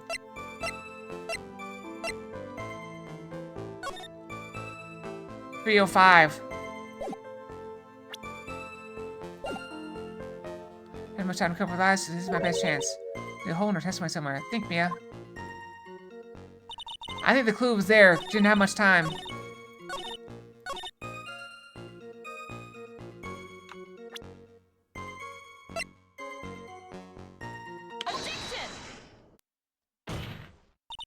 That's enough, witness. I'm afraid I don't understand. You, in a minute. Could you please take a look at this picture? Oh, that medicine. That's the one Feeny likes to take for his cold. Not the medicine I want you to look at. It's the wristwatch. It stopped at the precise time the victim was electrocuted. In other words, 3:05 p.m. Yes, and your point is, Miss Faye? No, she killed him. My point is this. What time was it when the lab suffered that power outage due to the cable snapping? Well, according to the student's testimony, the answer is clear. It was 2:55 p.m. Arg! Would you care to explain to the court, Miss Dahlia Hawthorne? What exactly happened to this 10-minute interval? Dennis proposes that it was during this interval that the real murderer killed Mr. Doug Swallow. Order in the court. Yep. This is nonsense. The real murderer. You can't deny the time between the cable breaking and the electrocution are clearly unaccounted for. Then who was it? Who else are you saying could have done it? There's only one person who could have murdered Mr. Swallow. Only after my client had left the scene. Was there a window of opportunity for the real killer? Miss Faye, is Dennis ready to indict someone as the real killer? It's fine time. It's the moment I've been waiting for. Yes, Your Honor. We are ready. Let's do it. Very well. But remember, if you accuse the wrong person, you'll be penalized. Be very careful before you speak, Miss Faye. Now then, Miss Faye, let's have it. Who is the real killer? Oh, the judge isn't on here. I want to accuse the judge. Oh well, we'll accuse her. It could only have been you, Dahlia Hawthorne. Wah! How? How can you? The defense is grasping at straws. 10 minutes passed between the time the cable broke and the time of the electrocution. I wanted to, he wasn't an option. He's in there sometimes. He wasn't this time. This is the tutorial though, so they may be like giving you like less clues so you don't have as much trouble with it. What exactly were you doing that whole time, Miss Hawthorne? Were you really listening to some music while cheering them both on as they fought? I find it hard to believe you didn't lift a finger to stop the men dearest to you. Order! Miss Faye! Well, what? I mean, to say, Miss Hawthorne, I believe you did witness the two men fighting on that day. However, after Mr. Wright pushed the victim and subsequently left the scene, it was you who pushed Mr. Swallow to his death by your very own hands. Ah! How can you say something so mean, Madam Faye? I didn't do anything. Miss Faye, this is a very serious charge you're...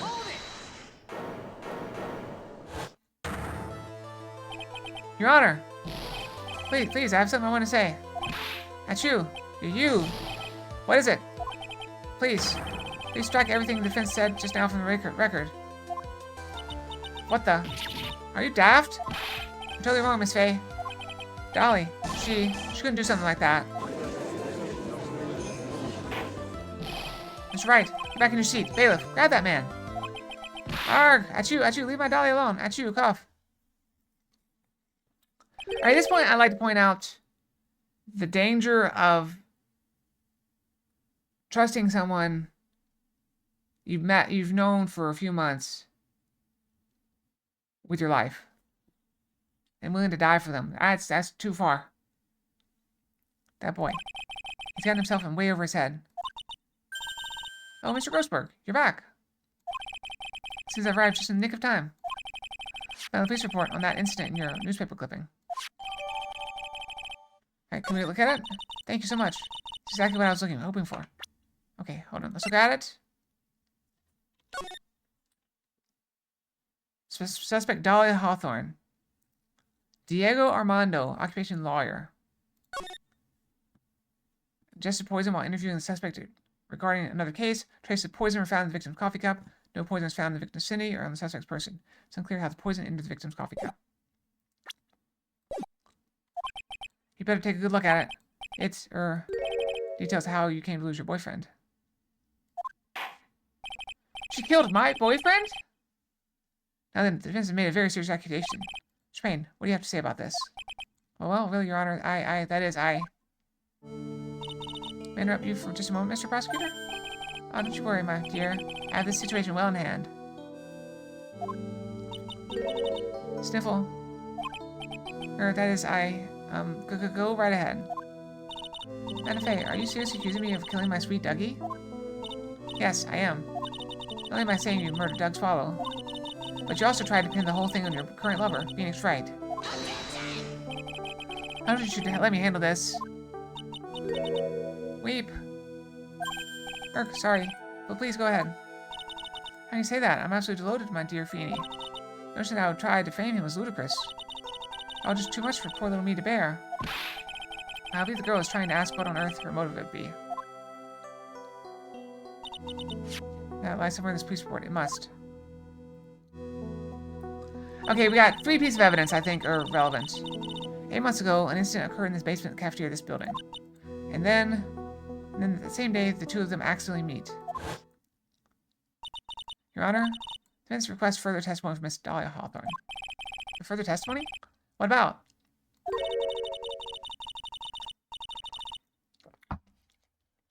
About the events of the day when she first met the defendant, Mr. Phoenix Wright. What could that possibly have to do with this case? Objection! The witness claims that she has no reason to frame the defendant. Am I correct? Well, I have evidence that suggests she, in fact, had a very good reason. Very well, then. The court grants the defense's request. Young lady, would you mind staying on for just a bit longer? Of course not, Mr. Judge. Get ready for the battle of your life, Dahlia Hawthorne.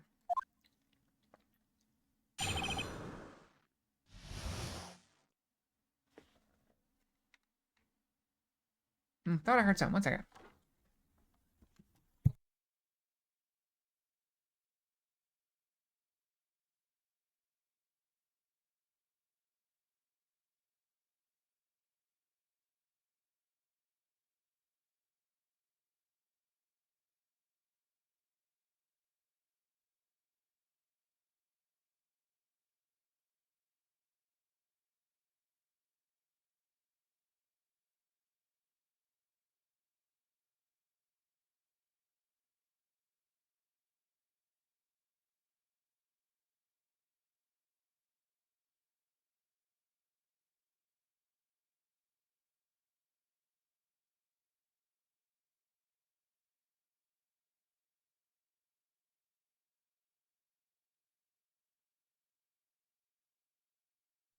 I'm back. I don't know.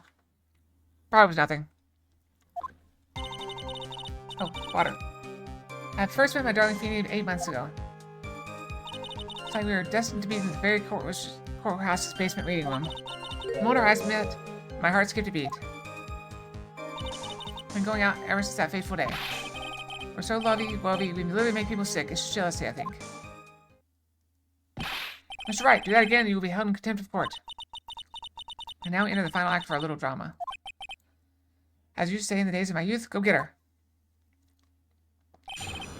Alright, cross-examine. First been 8 months ago. So until that time you had been dating Doug Swallow. Yes. I'm a real fool, I know. Letting my emotions change so quickly. I'm ashamed of myself. No, not at all. Look at me. I'm infamous for changing my mind. My critics have even taken to calling me Judge Fickle. Ho ho ho.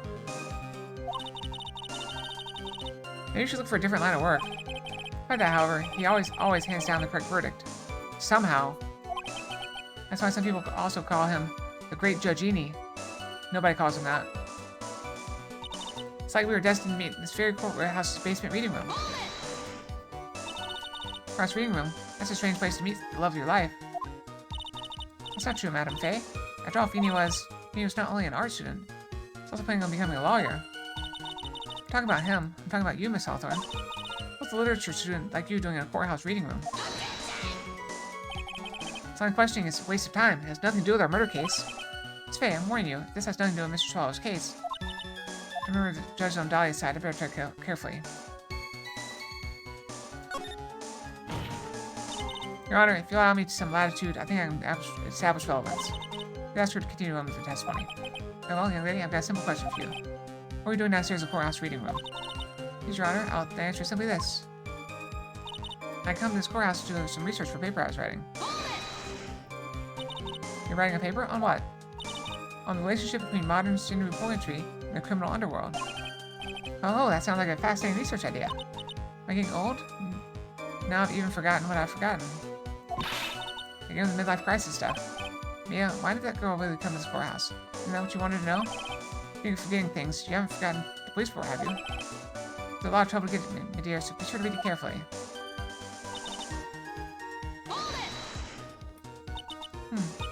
So what was it about Mr. Wright that made your heart malfunction like that? My personal opinion, he just looks like a typical snotty-nosed college brat. As for a woman your age, but to me, Feeny is handsome. After you, Miss Hawthorne, but to the rest of the planet, he's a dime a dozen. Love is a mysterious thing, and I object to this line of questioning. If you look at my wife, for example, you might all be shocked. Telling the truth, it was truly, truly shocking. Beautiful mushroom growing tall in the darkness, it comes from my cow dung. That's the poem that best describes how I feel about my Feeny. You're going out ever since that fateful day. Any bad feelings between you and Mr. Swallow? No, not at all. We part on very good terms.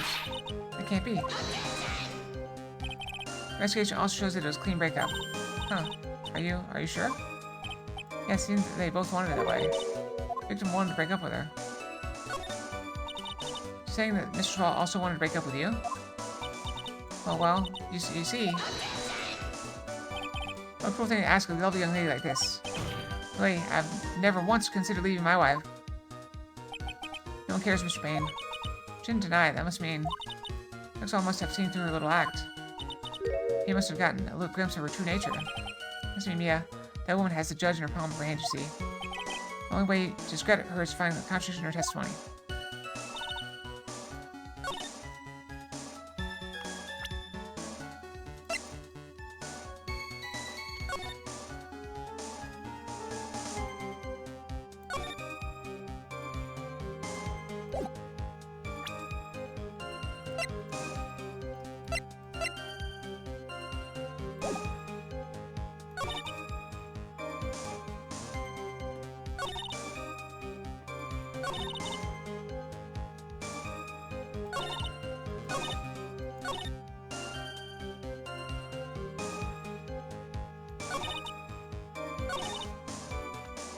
There's no coffee.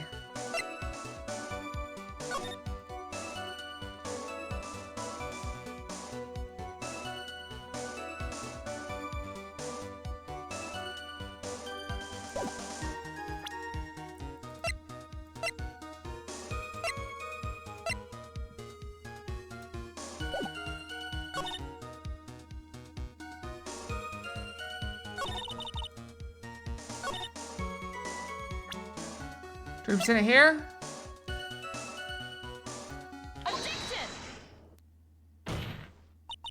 Hawthorne, you weren't here because of your research paper, were you?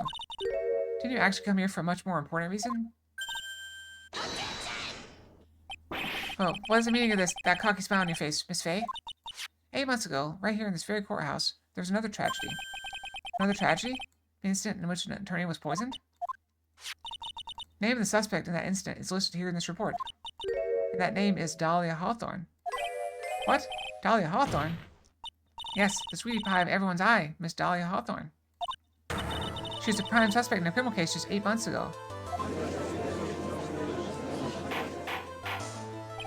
Order, order, order. This is unbelievable. It's true then.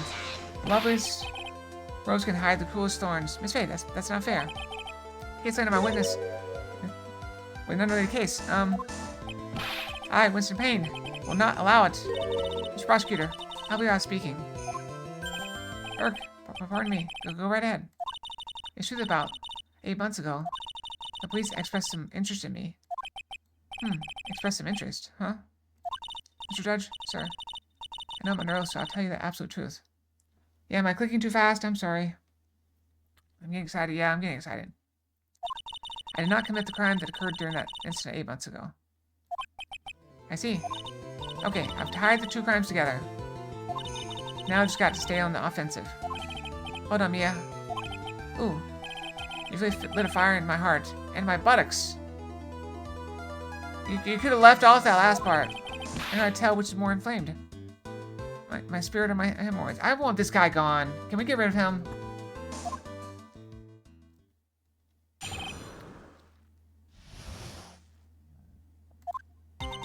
I met the lawyer who was poisoned to discuss something in the cafeteria that day. I left my seat for just a moment, and that's when it happened. What I heard is liquid poison is lethal at just 2 teaspoons. Only that, I heard it was a very special kind of poison. So you see, I'm innocent. I wouldn't even know where to get a poison like that. She knows an awful lot about it. That's what happened here 8 months ago. However, as you've heard from the witness testimony, she had nothing to do with it. I think the defense is just about out of tricks.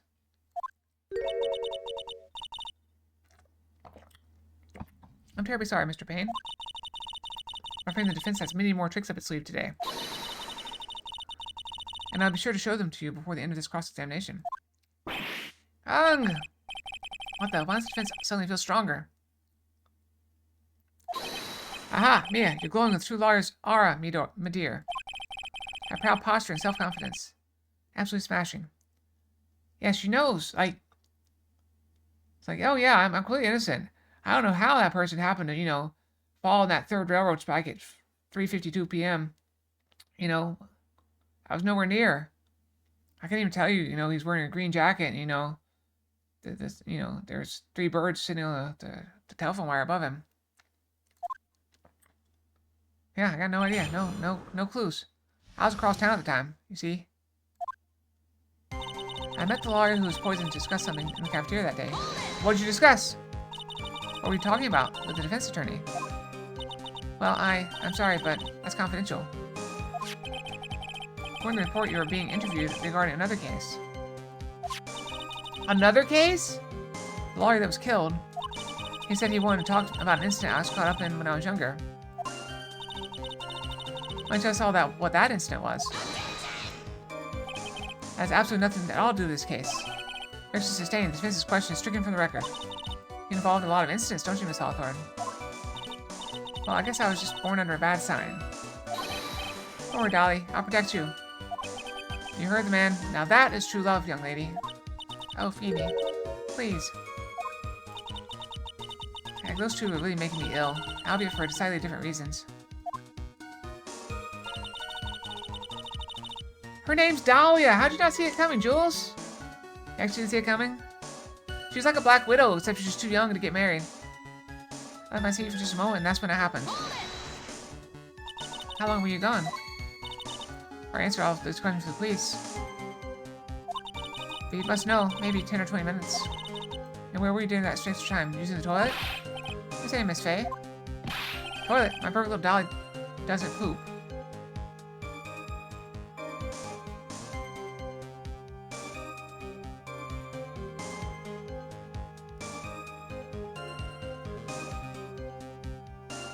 How could people be so stupid? Yeah, he needs a bonk on the head. You heard the defendant, Miss Faye. Better luck next time. The judge believes him! I literally facepalmed. Oh, Feeny. Please. Police have already looked into this whole matter. This line of questioning is nothing but a waste of the court's time. Thanks to stay. Miss Hawthorne, please continue your testimony. What I heard is liquid poison is lethal at just 2 teaspoons. How do you know this? About how much liquid is 2 teaspoons? It's 10 milliliters. Oh, well, let me see. Well, eye drop says it's ½ ounce. It's equal to 3 teaspoons. About 2/3 that amount, huh?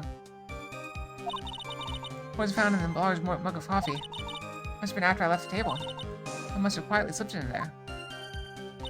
Well, that I heard it was a very special kind of poison.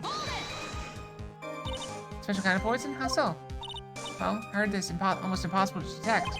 Oh? Where did something like that come from? Yep, poison coffee. I'm sorry, all I know is what I overheard policemen saying. It's something about using advanced chemical processes to purify it. Chemical process? Well, that's quite impressive, most impressive. My question is, how did the criminal get something like that? See, I'm innocent, I wouldn't even know where to get a poison like that. That's the reason they didn't arrest you? Because no one could have shown how you could have gotten the poison? I think that's a good enough reason, Madame Faye. She's right. I think we all had enough of Miss Faye's questions. So in essence, the main reason Miss Hawthorne was never arrested for this crime was because no one could show how she could have obtained the poison. All we have to do is find a way to establish how she could have gotten some, right? Great. Now how did a lit student get a hold of poison of all things? Well, that's easy.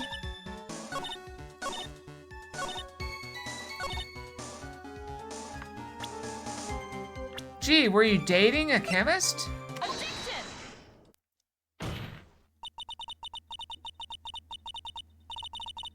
You would know how to get that kind of poison? I don't believe you.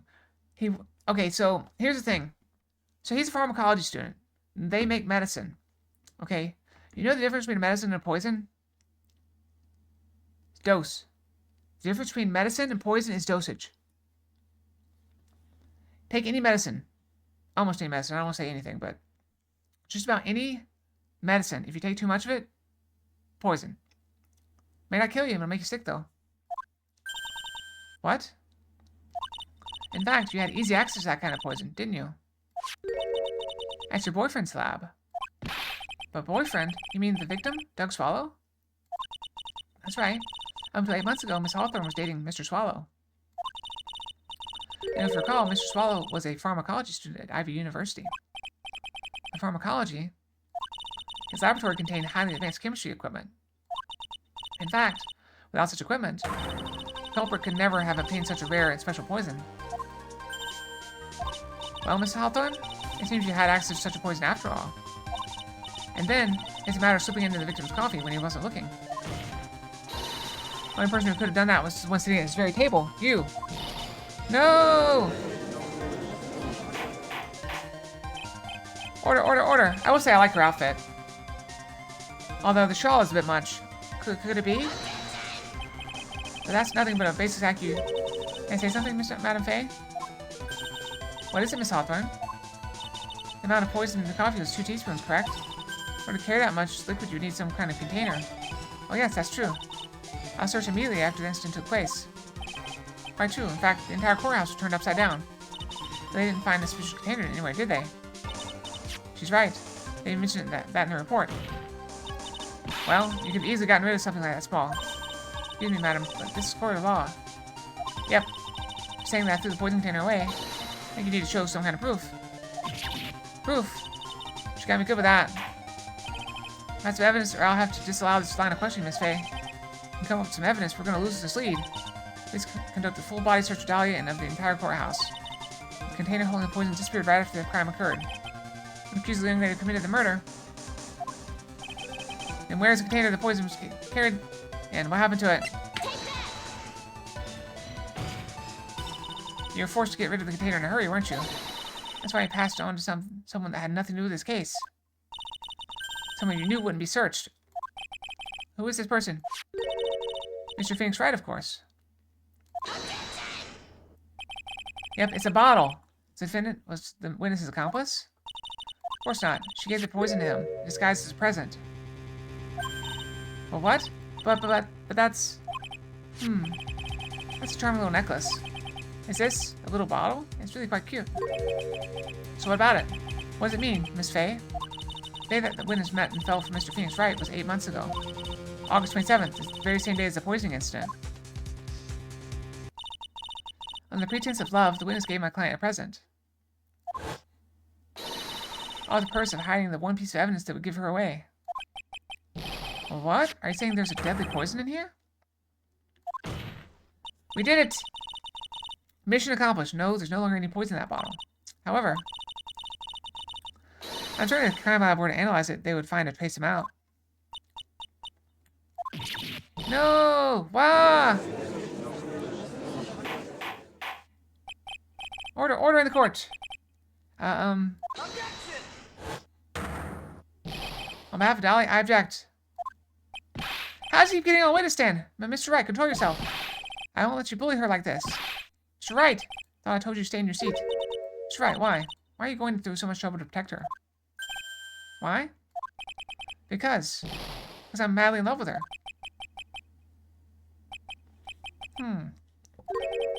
Madly in love. I haven't heard anyone say that in a long time. Mr. Wright, have you ever thought about this? Why exactly would a woman like Dahlia Hawthorne want to date you anyway?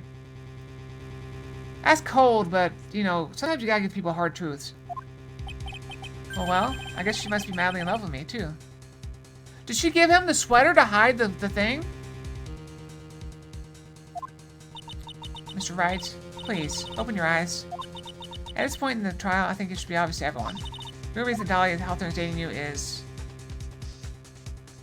because of that necklace. Dahlia Hawthorne was not and is not madly in love with you. The only thing she's after is that bottle necklace you love to wear around your neck. Like, the necklace? Back there in the waiting room, you said it yourself. Yeah, but she's so shy. Every time I see her, she's always like, says the same thing to me. Please give it back now.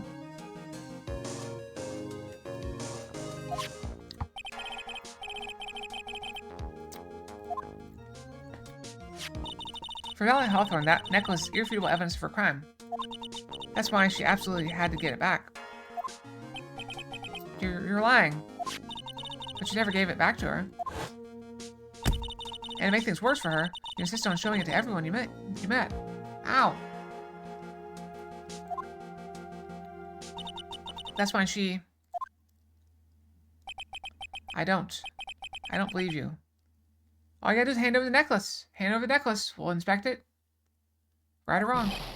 No, that's a lie. Wah! Hey. Mia, are you alright? Ah, the defendant. He's getting away. Bailiff, hurry. After him. Mia, are you alright? Yes, I think so. That boy, he went completely insane. Where's Mr. Wright? Looks like the bailiff caught him, so he should be back soon enough. Thank goodness. Oh no. What is it? Bottle necklace. Miss Hawthorne's present. It's gone. What? That's terrible. Mr. Wright must have grabbed it when he slammed into me. Foolish boy. That's the only thing that could have saved him. What in blazes are we supposed to do now?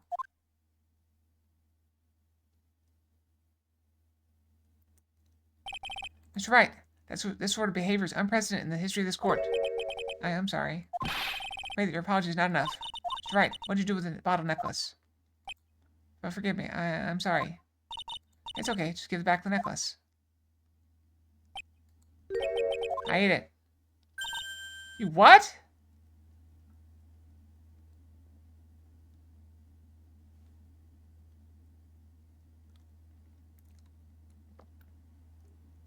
This is the point in the TV show or the game where I just want to, like, reach to the screen. You take one hand and very gently place it around their throat with your thumb pressed on the, the windpipe. And with the other hand, you just slap them back and forth across their face. So, you ate it. It was too big to swallow. I had to chew it into little bits first. But yeah. Oh. Ah! What the? What? What's he doing now? You gotta stop the trial. Mr. Wright, are you feeling okay? Does your stomach hurt? I thought you swallowed may have had some poison left in it. He. Seems the defendant has proven the prosecution's case for us. That bottle did not contain deadly poison. How can you be so sure? I think it's obvious. As you see, the defendant is still very... There's only a little bit left. That's the poison. More like a fledgling defense attorney's overactive imagination. So it would seem. No, there must be some mistake.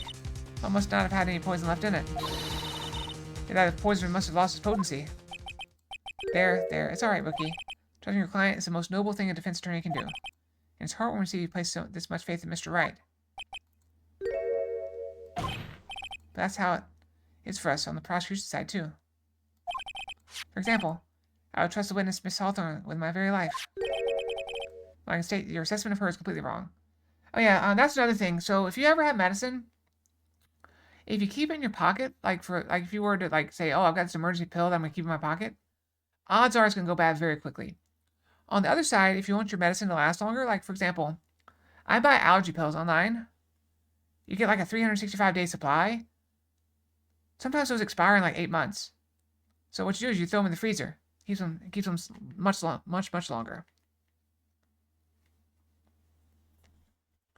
You may not know this, but when people are trying to, companies are trying to assess how long a medicine, like those expiration dates aren't random. They're not just like, oh, we'll give it 2 years.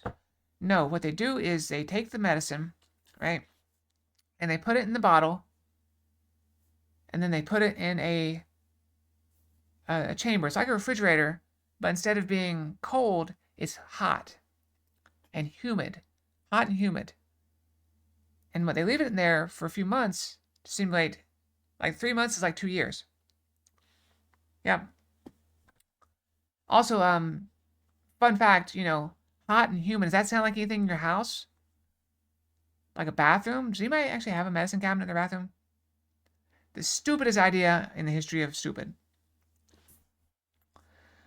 Do not keep medicine in the medicine cabinet. That's not a good place for it. It makes it go bad real fast. That's enough. Unfortunately, Miss Fay, I cannot accept your explanation of the events. But why? Maybe it's impossible for a beginner like you to understand. But in a court of law, evidence is everything. Ugh. Yeah, freezer's good. You don't have to prove so much. Is she going to get away with everything? Oh, also fun fact, I learned this from working in a place. There's these tablets that have fish goo in them, fish oil. And if you put those in the freezer, it keeps it from, it keeps the taste down. So you don't taste it. Well, now that suspicions surrounding Miss Hawthorne have been cleared up, I'd like to proceed with the trial. Mr. Wright.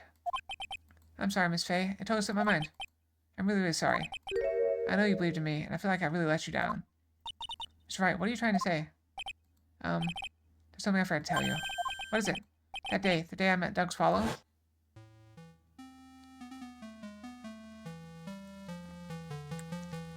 That girl, you shouldn't see her anymore. It's none of your business. I'm telling you for your sake. If you continue to see her, it's going to be bad news. You're lying. Just listen to me. There's something you need to know about that girl. I think someone stole some poison from our lab. Poison? Same thing happened 8 months ago. A drug sample was stolen. She came to the lab that time, too. It could only have been her. That girl was a thief. Stop it. Don't talk about her like that.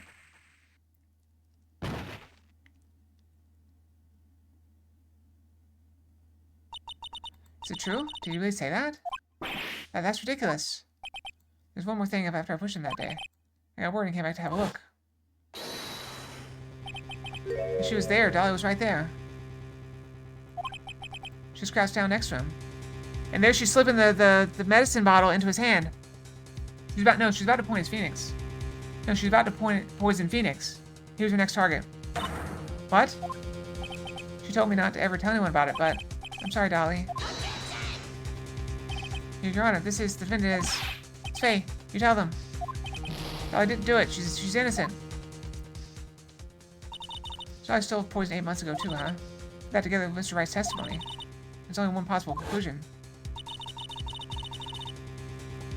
The defense believes that Miss Dahlia Hawthorne stole some poison on the night before she killed Doug Swallow. The night before, Naturally, her motive for stealing it was to kill someone.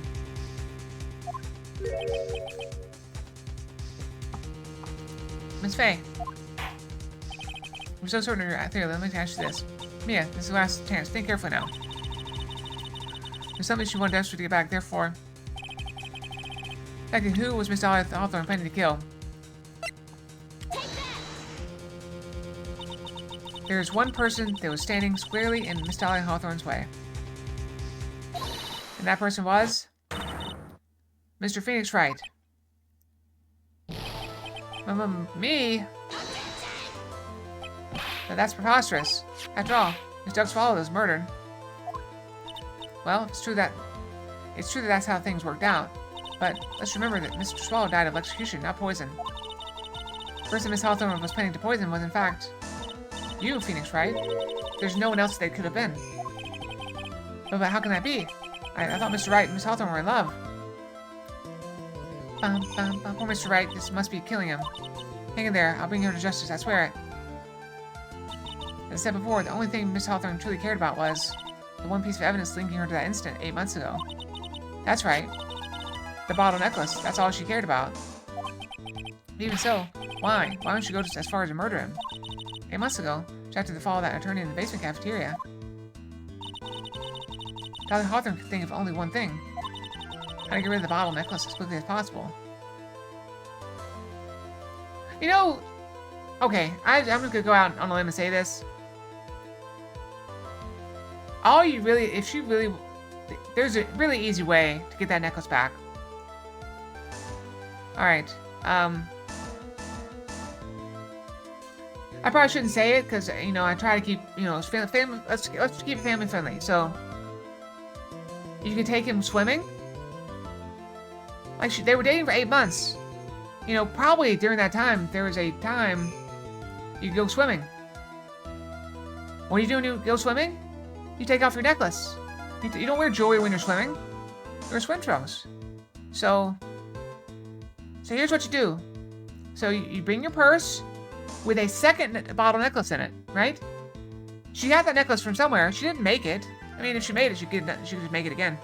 But she get a second necklace that's identical to it. And then, when you go swimming, take the identical one in your purse. You know, have him jump in first and say, oh, you know, hold on. I need to get some, like, nose plugs or, you know, my goggles. And then you swipe his necklace, you swap the necklaces. Put the one with the poison in it in your bag. And then he has the one that's just innocent. And then you break up with him. You know, like a few days later. Boom. Problem solved. You don't have to murder him. Like, she jumped straight to murder. She's evil. She's pure evil.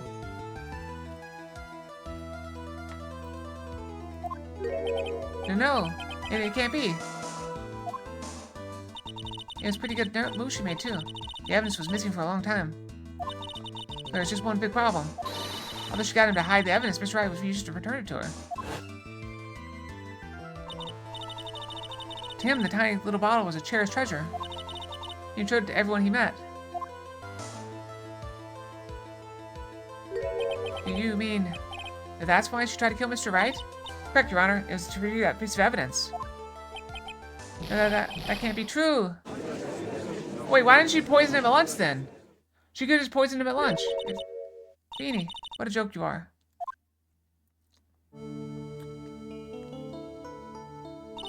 Honestly, how can any woman ever count on you for anything?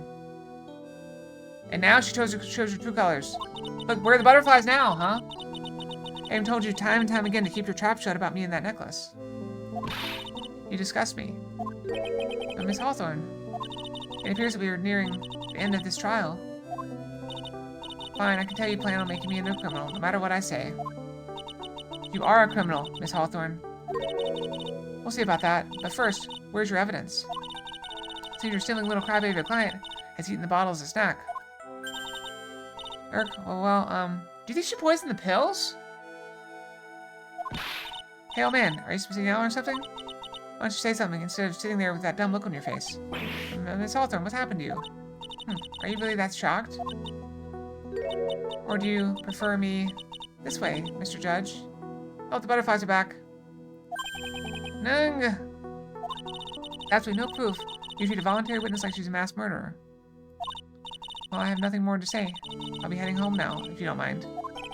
But we're not finished. Fine. Then ask this nasty old hag to finish up already.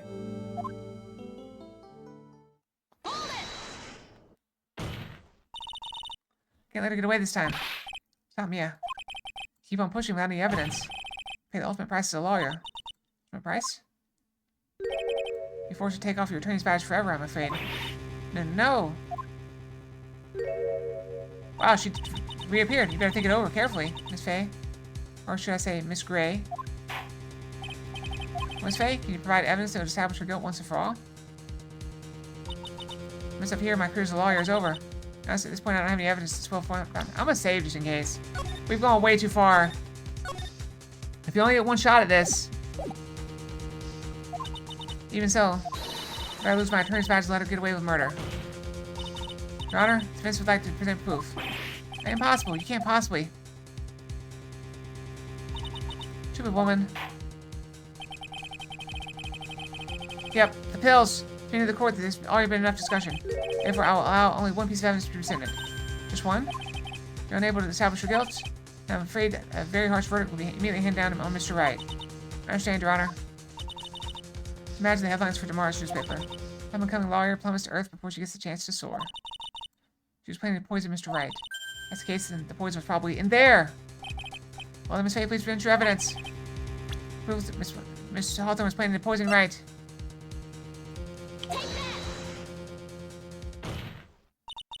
Here it is, Your Honor.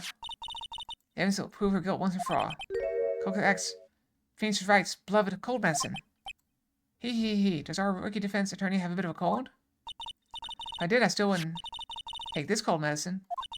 After all, it's been poisoned. Well, what? Remember what the defendant said in his testimony? I lost my bottle of it around lunchtime on the day of the accident. I was with Dolly, just two of us. She was the one who took his bottle of Cold Killer X. And she poisoned it, knowing that Mr. Wright was going to take some. Everybody grasping at straws. After all, his victim, Doug Swallow, that was holding the medicine.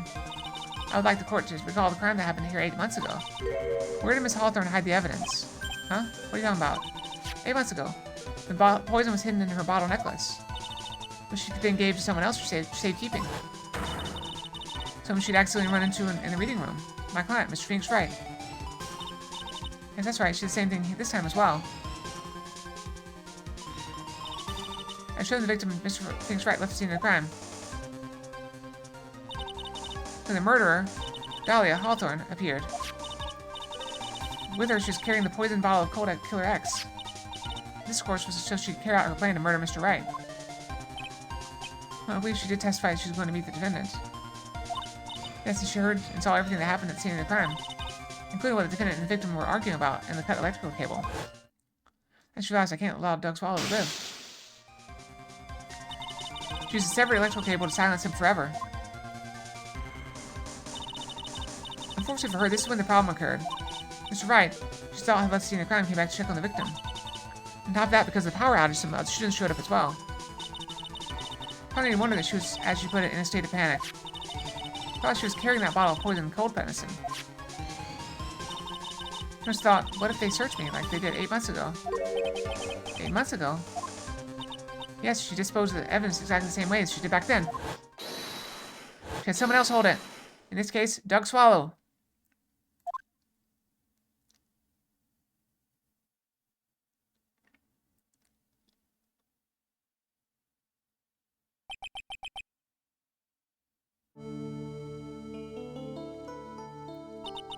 Oh, come on now, everyone. Sure you aren't fooled, are you?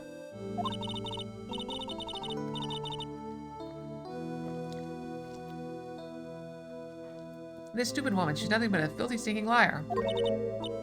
Right, Mr. Prosecutor? Huh? Yes, that's exactly right. It's just pure desperation. I wonder which one of us is the desperate one. So, Miss Hawthorne. It's cold medicine. I wonder if you wouldn't mind taking some. Well, Mr. Wright ate that necklace of yours, right? Now it's your turn to prove your innocence. What do you say? If I'm just a filthy, stinking liar, then there's no need to worry. So come on, show us. I dare you to take some of this medicine right now. Mia Fey! Mia Fey! Oh, that face. There's the real face. Did the butterfly just explode? Do you think you've won? Well, do you, Miss Fey? Mia Fey? Heh heh heh heh heh. That's just fine. For the time being, victory is yours. For the time being. Well, I have a very long memory, you know. You and I will meet again. I'm certain of it. Well then, Mr. Judge. I'll see you later too, okay? Huh? Why? Yes. I'm gonna go spend a little quality time with the men in the blue now. I wish you all the best.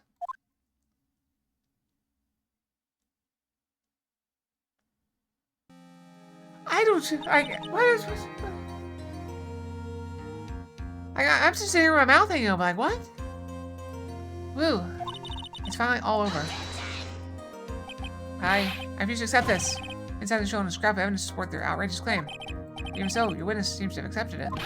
I don't care. I'm Winston Payne. I don't believe one word that this rookie lawyer has said. Well then, Mr. Payne, let me ask you this. Yes? Would you care to try this cold medicine? What? Just a little earlier, I could have sworn you said. There, it's alright, rookie. For example, I would trust the witness, Miss Hawthorne, with my very life. So she's so trustworthy, then I'm sure there couldn't possibly be any poison in here, right? Very well, you see. And here comes the back pedal. Alright, I just want to point out here, this is stupid. Alright. If she stole, like, she only needed 2 teaspoons of poison. That's 10 milliliters. That's not a lot. If you poured that into that bottle, either, like, they're all gonna get a little dose, but not enough to kill anybody. Or it's all just gonna go right to the bottom. And the one's at the bottom. Yeah, just test the pills. Here comes the back pedal. Come on now, rookie killer. Show this rookie how it's done. How much trust do you really have for this woman? Are you willing to bet your life?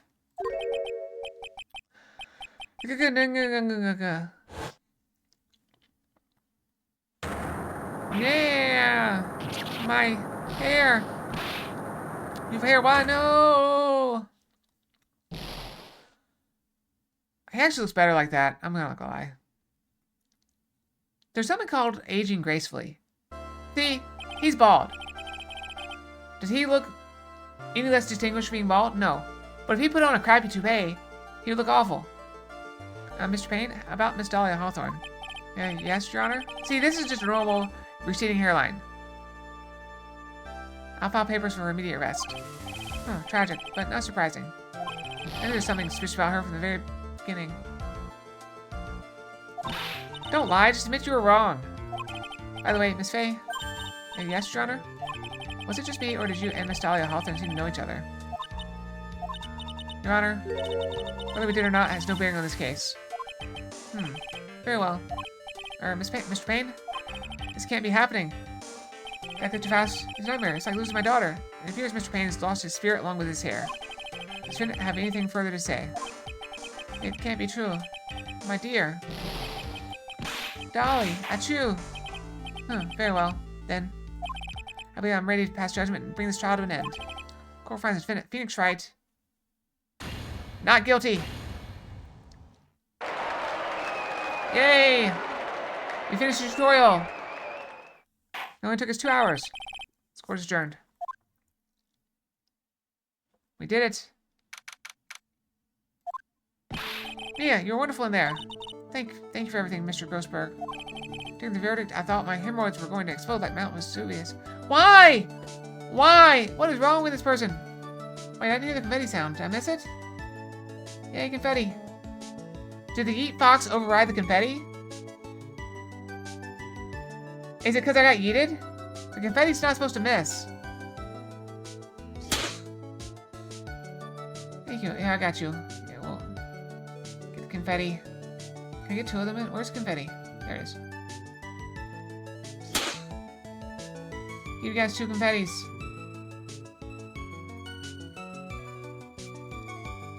Where is it? Did it move? There it is. It moved. How did it move? You missed. Not missed. Mr. Grossberg? Do you, maybe that you stop talking about them? Yeah. That's why I call him Grossberg. Ow. Oh, that's rather rude. Anyway, this case really made me think. What does it really mean to have a relationship of mutual trust with the client? As is we veteran lawyers who have lost sight of this. Oh, Mr. Wright, congratulations.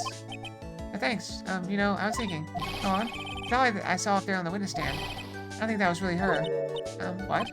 Yeah, the dolly I know could never have said those kind of things. Terrible things. Maybe she was like, I don't know, a fake or something. Boy, this poor kid still hasn't got a clue. I mean, yeah, she was a fake, alright. Kind of a classic fox. You need to forget about her, Mr. Wright, for your own sake. Yeah, you're right. That's probably for the best. Also, you need to relax a bit more. Try to grow up a little. But out of all my friends, everyone says I'm the most grown up. Eek, what kind of companies does this guy keep?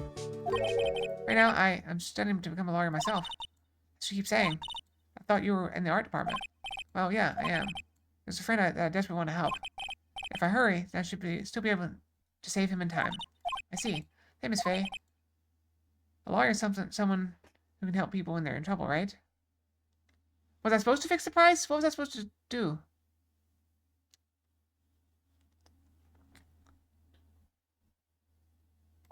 Mr. Wright, I'm still new this myself, but I think that's exactly what a lawyer is. Okay, I'm going to do it. I'll study my butt off. I'll become a lawyer for sure. I hope we can see someday, maybe in court. Sorry, I keep clicking too fast. Oh yeah, I decided 1,000 was too much for that, so I left it lower. Confetti! It's been 5 years since I was acquitted of all charges. Ow! Being a lawyer like I planned to manage to save my friend. He has passed on to a better place. Ow! For me, this trial brings up a lot of painful memories. But it also brings up some very precious ones. And memories that I thought would never rise to the surface again. Mia's gone now. But even so, I can hear her in my mind. Phoenix, no matter what, always believe in your client. In a court of law, your greatest weapon is your belief. 5 long years. Something has happened that's made me think back to her words of wisdom. That is a story for another day. Okay, I gotta brush my tail really bad. Alright, we finished that one. I'm gonna go brush my tail, okay? I'll be right back. Okay, I'll be right back.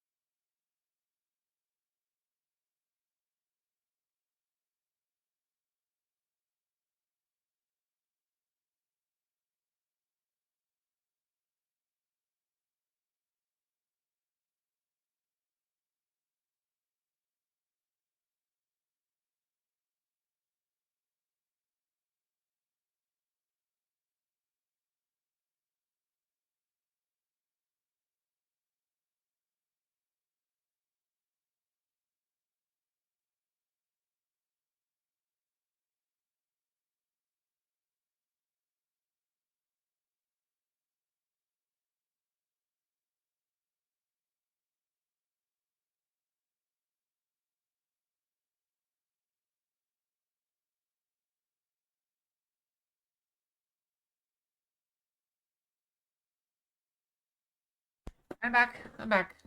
Get a nice brush in. Alright, and we're back. The stolen turnabout. Save.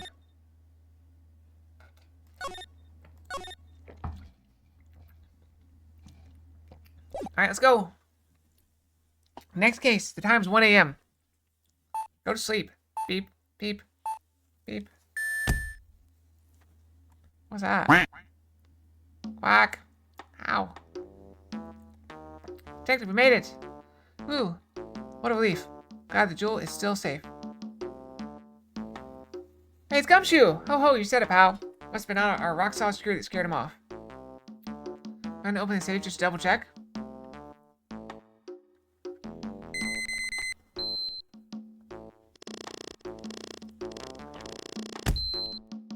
Ow!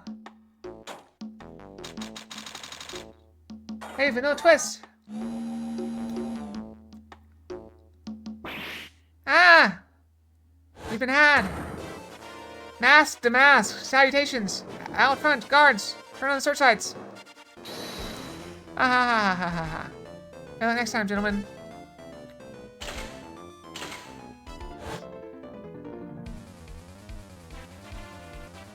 He's flying! Ha ha ha, excuse me, but I'm afraid I must be leaving now. Another flying case! Shall meet again when the next moon is full. Ha ha ha ha ha ha. Mask to mask. Ah ha ha ha ha ha ha ha.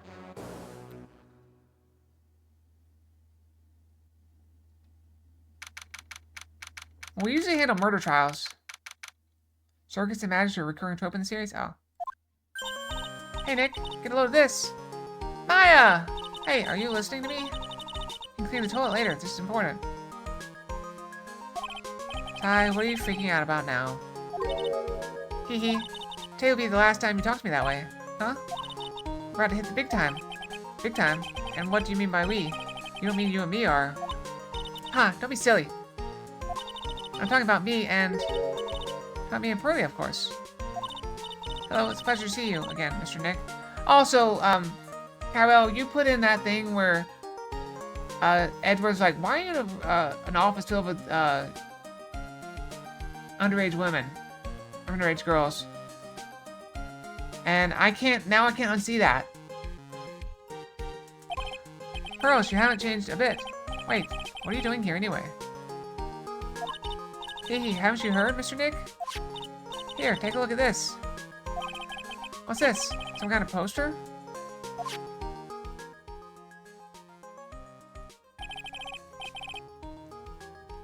He goes, isn't that...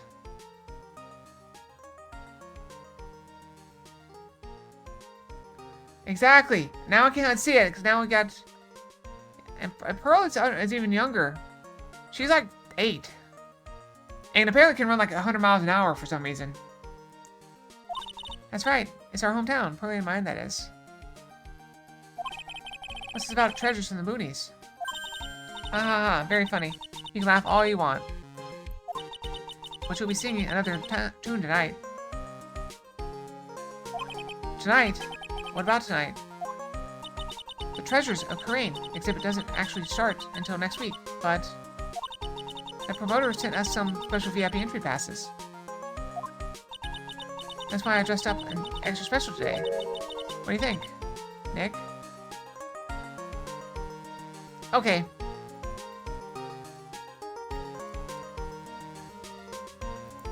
I just want to point out, if you're ever in this situation where a lady in your life is saying, hey, I dressed up extra special today, what do you think? Compliment her. You know, if you have someone, a special person in your life, you know, that you're dating or, you know, it's usually like, here's what my first thought here is I don't see what she's done different. Edge was being a Steel Samurai fan was a meme that was made canon by the lead writer later. Oh. But I think she looks the same. So, ow! Frosty, aren't you out of points yet?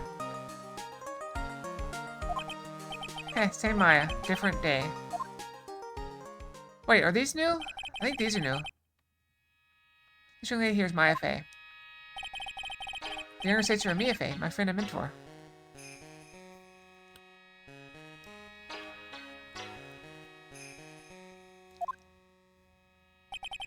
First met her 2 years ago. The enemy draws upon it? The Steel Samurai thing? Ow! Work on the decay surrounding Mia's death, and ever since then, you can go for days? I doubt that. I've been the one who's been keeping this law office afloat from behind the scenes. Actually, that's just a cover for her true identity. In reality, she's a spirit medium and a bit of a shady character. Hey, who are you calling shady? This little girl is Pearl Faye, but I usually call her Pearls. She's Maya's cousin, and a spirit medium in training herself. I'm a bit young, but I want to help any way I can, Mr. Nick. Can that poor Cinnamon go hungry while you're throwing nuts at me?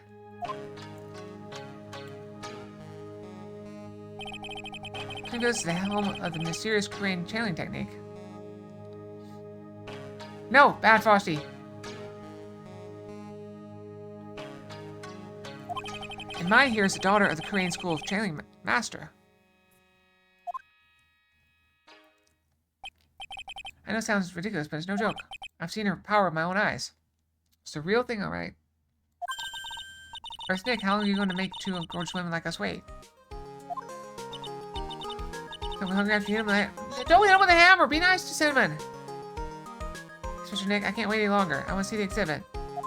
It looks like I don't get a choice here. Might as well head on out.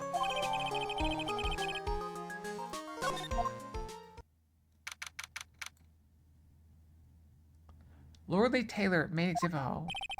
Lordly Taylor. It's the fanciest and most expensive department store. Treasure exhibit, huh? I have to admit, I'm pretty impressed. Wow, it's awesome! Yeah, you can make even the cheapest junk look great. Alright, here's another lesson for people. You know, if you have someone important in your life and they're excited about something, don't insult it. Fun life tip, you know? Life lessons with Fox. Alright. I'm gonna say this. No matter what, it is very, very unlikely you're gonna find someone that shares your exact interests. You will have interests that people you enjoy around you don't have, and they will have interests that you don't have. That's perfectly normal and expected. But what you don't do is insult the things they like. Everyone likes things a little bit different. You can support people without... You don't have to lie to them. But it doesn't hurt to say, like... You know, oh yes, you know, I can... It's like... I can see you're very excited about this. This must mean something to you. And, you know, you can support people. Don't insult the things they like. It's bad practice. That isn't how you display it. Oh, they even have this dusty old hanging scroll that was in the Fay Manor storeroom. Yeah, I remember scribbling on it when I was a little girl. On family heirloom? Hey, Nick. The person in charge of this exhibition is waiting for us in the basement warehouse. Alright, I guess you should go and say hello. It's not just dating advice, it's also friendship advice. Ow! Like, there's no need to, like... Okay, you know, friends sometimes give each other a hard time. That's normal, but, you know, if somebody's excited something about it, don't be like, oh, that's... It's like, okay, I got some Squishmallows now, and they're nice.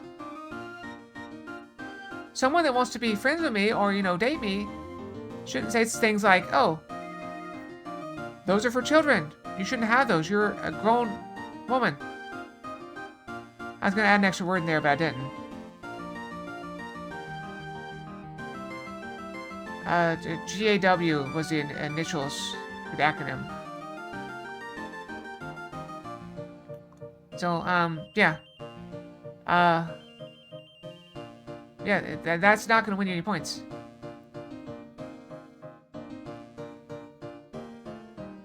Those are the same thing. Like, you can be...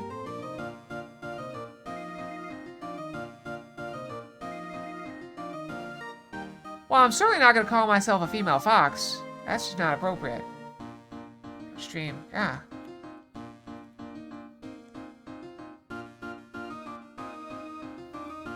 Oh.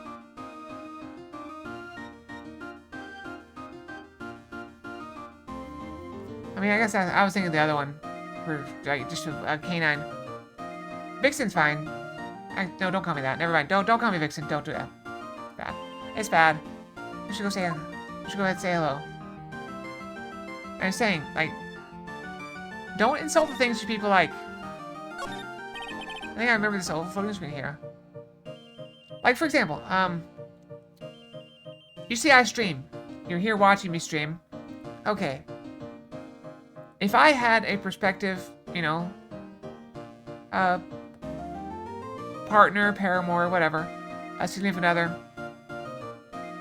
if they were to talk down about my streaming, like, oh, it's just, you're just wasting your time, you're playing games, nobody wants to see that. Do you think that person is going to have a chance at all?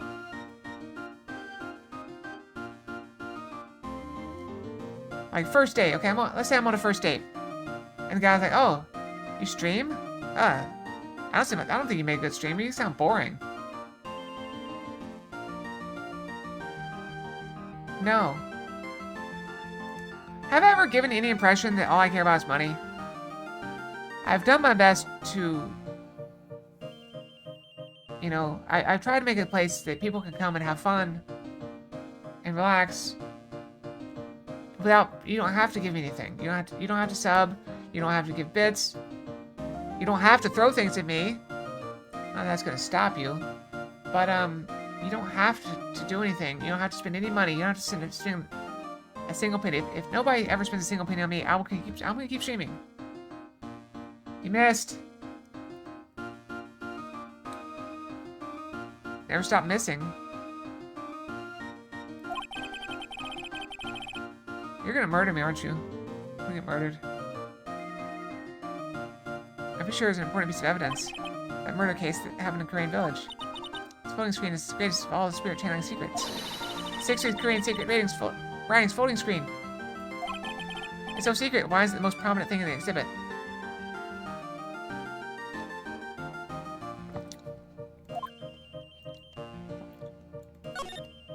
There's some pots. There's a bunch of old urns. Are those really treasures, too? Of course, they are. This is a treasure exhibit, isn't it? Well, yeah, I guess so. So all it takes to be a treasure is age? No wonder nobody's museums. Oh, Mr. Maya, look, I can't believe it. Ah, it's so cute. It's a little diorama of Korean village. Yeah, look at that. Somehow it seems to reek of dreariness. Oh, Mr. Maya, it's your house. It even says Fame Manor on it. Thanks, you're right. I want to add the famous in front of it. Don't do it, Maya. They might get mad. I mean, I've talked to... Okay, I will say this. There are some people in real life that know I stream. But I don't give them any details. They don't come in here and watch. I try to keep it somewhat separate. Because then I can complain about them to you guys. That's not it. I just prefer to keep it separate. Somewhat. So...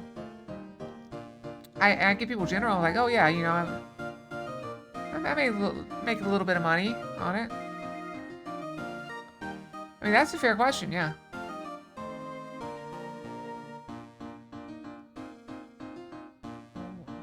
Why would I complain? What do you guys do for me to complain about? Don't do it, Maya. They might get mad.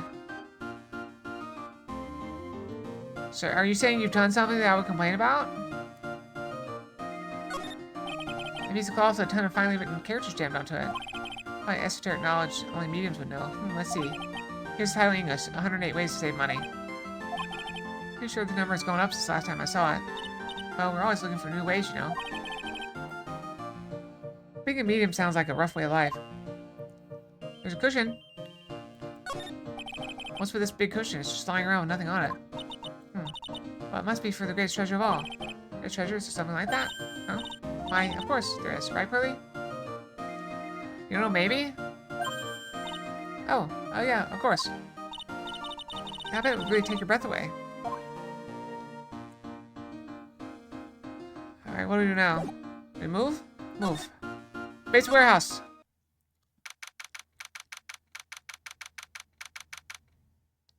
Looks fancy. Yep, this is a basement warehouse, alright. This place is scary. I feel like a monster could jump out any time. Don't be scared, Pearly.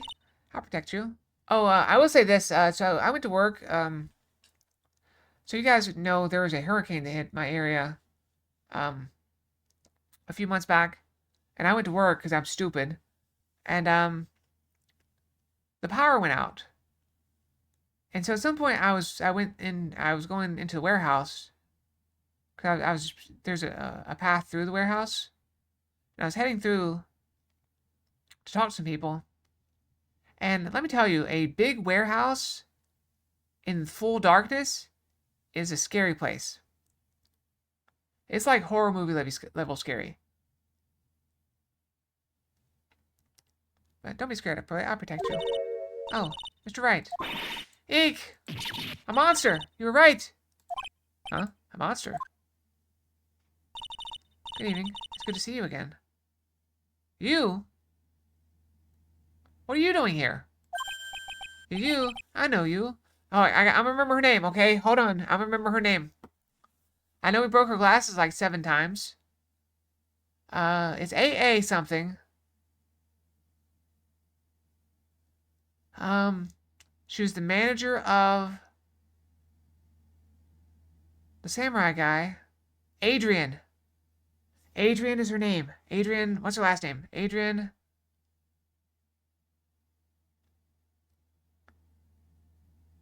Oh, it's in my brain. Come on, brain. Come on, brain. You can do this. Fox, you can do this. Okay, Adrian. Adrian. I'm touching my forehead. Okay, Adrian. It's not... I don't know. I was trying to... Adrian. I don't know it. Let's cheat. No! Oh, she's 9. Haha, nice to see you again too, little miss. Adrian. Ah, hello? She a friend of yours, Dick? And how did you know her, Pearly? Nice to meet you. I'm Adrian. Adrian Andrews! Oh, I got the right. I knew it was AA and I got Adrian. Adrian Andrews. I'm in charge of the promotion and planning for this treasure exhibit. I'm also responsible for security arrangements. Oh, okay. By the way, I figured out what that sound I heard earlier was. It's the sound of my AC, or not AC, but the heat cutting off. Oh, nice to meet you. Adrian sure has changed since we last met. This is warehouse. Really valuable exhibit items are still stored away in here. Oh, while I'm thinking about it, I'm gonna check the weather. What are the chances of snow on this weekend? Where is it? We're up to a 65% chance of snow on Friday and a 75% chance on Saturday.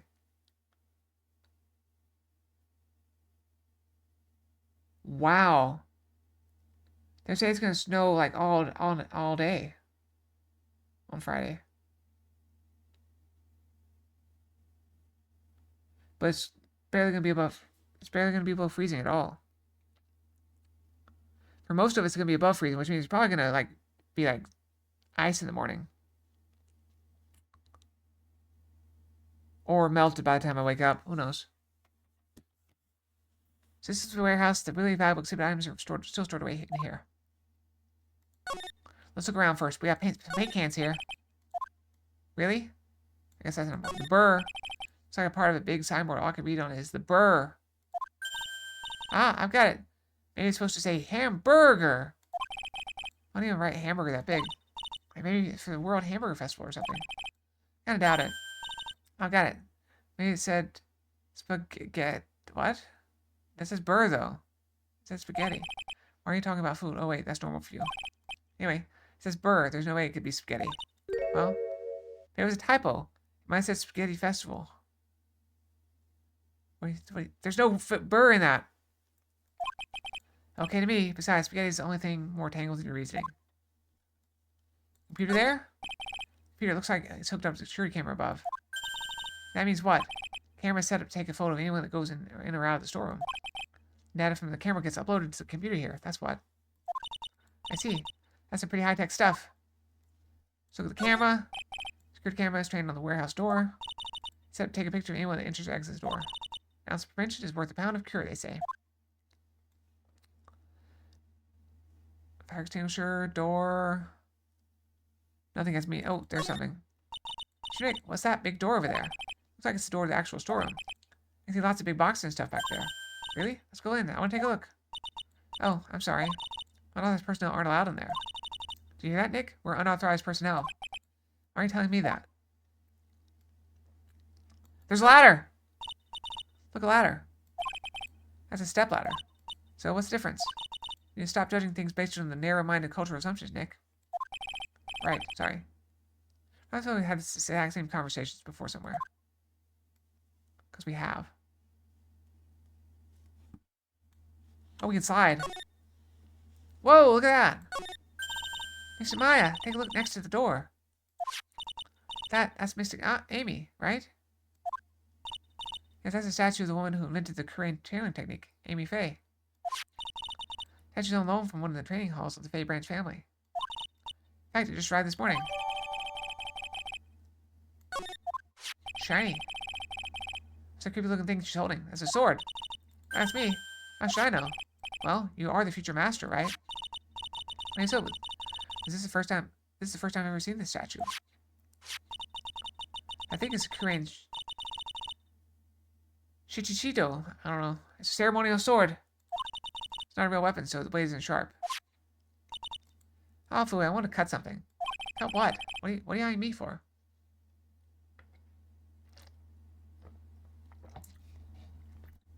Probably distracted on wanting to touch the tail?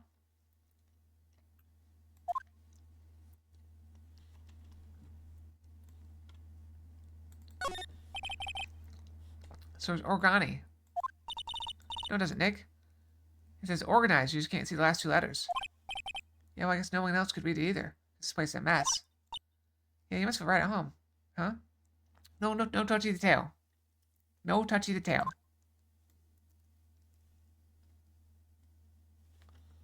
Alright, I think we're good.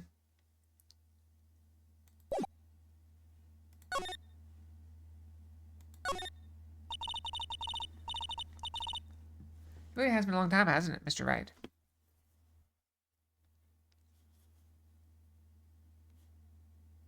keep feeling like I hear something. Hold on. I'll be right back. Boop.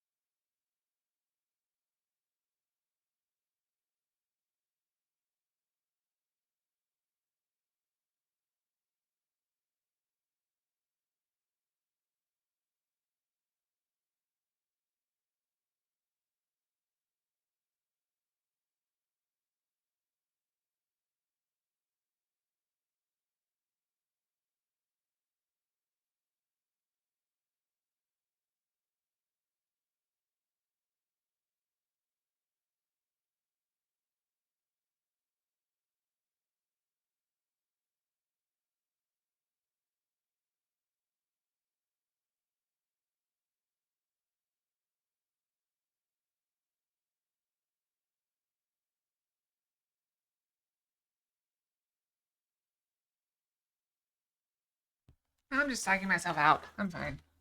Alright, I'm just psyching myself out. It has been a long time, hasn't it, Mr. Wright? Nick, what's going on? Who's this woman?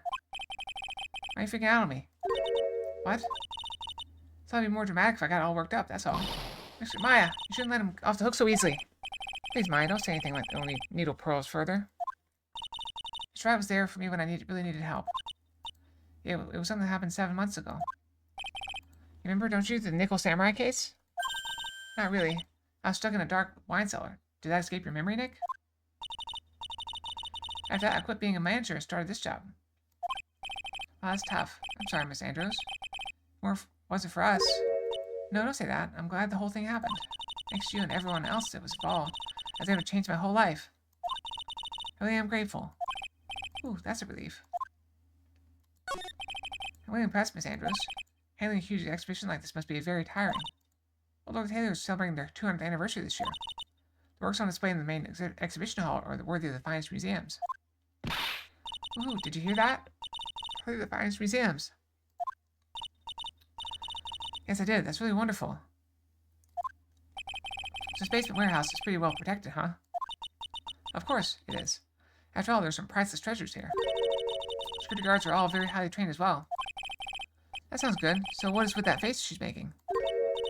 Oh look, it's already 8. Have you all eaten yet?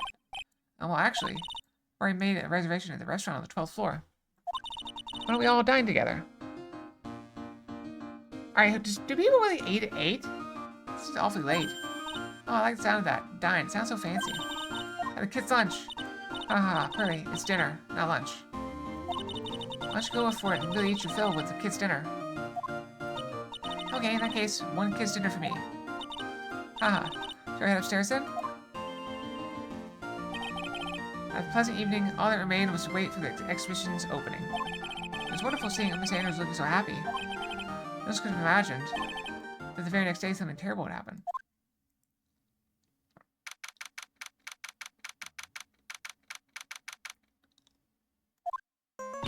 Hey, Nick, this is terrible. What the? You're cleaning the toilet again? I never knew you were such a toilet freak. Give me a break, would you? My brain just hit the snooze button for the 5th time. I'm going to turn on the TV. We got an update on the recent treasure heist. Based on clues found at the scene of the crime, authorities have announced. They believe it's the work of the renowned phantom thief, Mask to Mask. I like his mask. Oh, that's a cool hat. With the feathers. To Mask the Mask. According to a spokesperson, Lord Taylor received a threat letter some days ago. 5th heist by the phantom thief, who only targets rare treasures. But Lord Taylor... Oh, Nick, what are you gonna do? Don't you dare go back to scrubbing the toilet. Treasure, Lord Taylor, I don't think. Yes, now get up, Nick. It was stolen by Mask to Mask. Our most valuable treasure. The Korean sacred urn was stolen. What?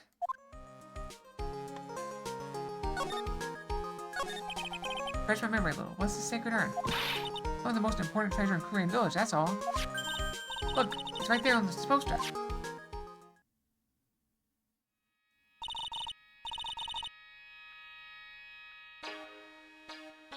It's the thing that she broke and didn't put together right.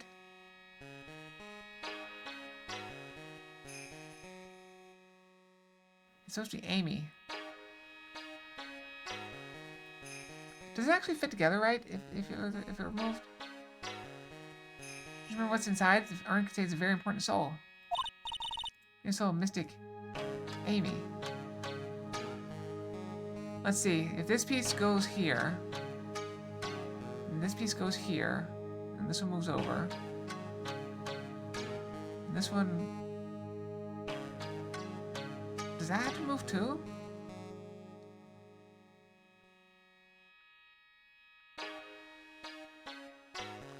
I don't know. Amy the soul of Mystic Amy Faye found a new Korean channel training. What? What's up, Dalek? I'm here. Hi, Curly. Ah, yes. That's right.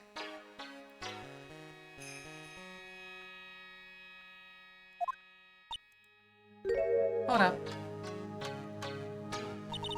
I thought the urn had the name Amy written on it. Now it says I am.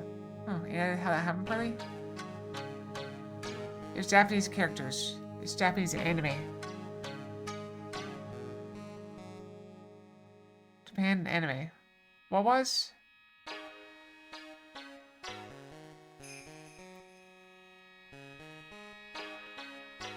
What's Japan anime? What are you talking about? Huh? Well, Amy or I am. Oh, so it changed from Japan to anime?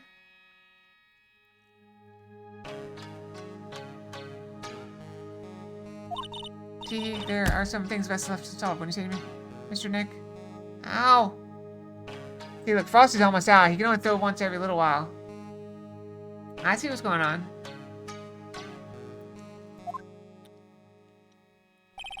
That's right. 1 year ago, there was a murder in Korean village, Maya's hometown.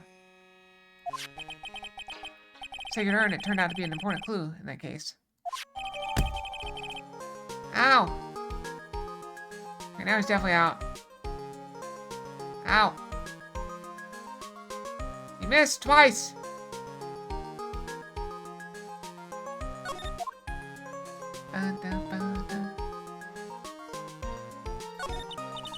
That was terrible. I was just resting everything.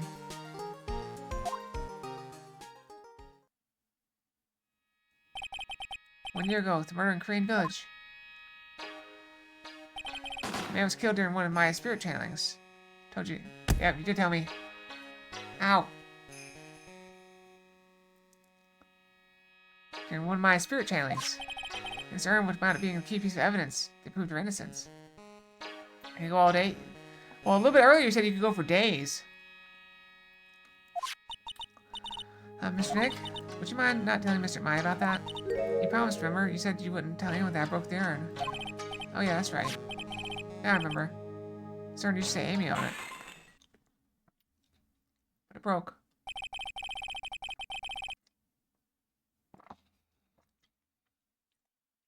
Until Pearls actually broke it into a million pieces. Try to secretly fix it. Let's say it didn't work out so well. But I'm not so good at arts and crafts. Spelling either. Anyway, this is how our gluing project turned out. So the pieces together are wrong, and now it says Amy. Instead of Amy, it says I am.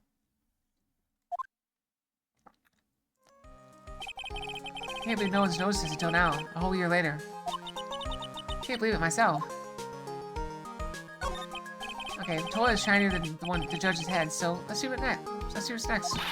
What's wrong with you, Nick? What do you mean? What do you mean, what? Mr. Nick! Your beloved Mystic Maya's treasure has been stolen. Doesn't that even bother you? I thought the urn was the village's treasure, so I don't see how. The village is Mystic Maya. She's the future master of the Korean School of Channeling. You know what I'm talking about, Mr. Nick. I won't let you say you don't. Oh, okay. Okay, I do. So what am I supposed to do about it? Isn't it obvious? Go and find the bad guy who did this. Yeah. Get the sacred urn back. But I'm not a detective. I'm a lawyer. This has nothing to do with this. There's nothing to do with this. I didn't click that time, it just went. You're a real gentleman, you would find it for your beloved Mystic Maya. Man, oh man, there's no winning against Pearl's fairy tale image of love. So what's the name of this bad guy again? Mask to Mask, Nick. Make a note of it. Mask to Mask. Alright, well... let's go. We'll go investigate.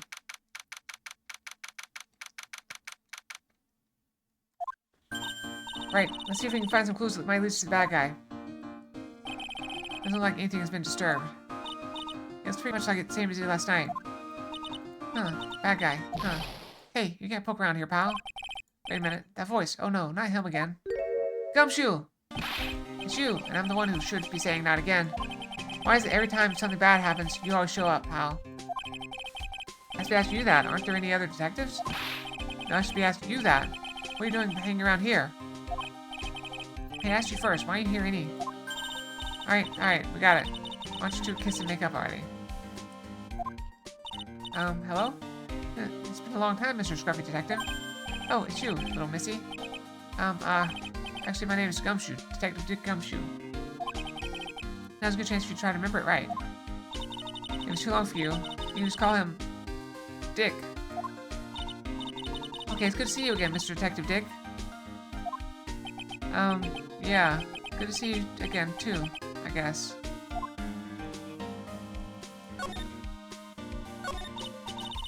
Mr. Detective Dick, can you tell us about what happened?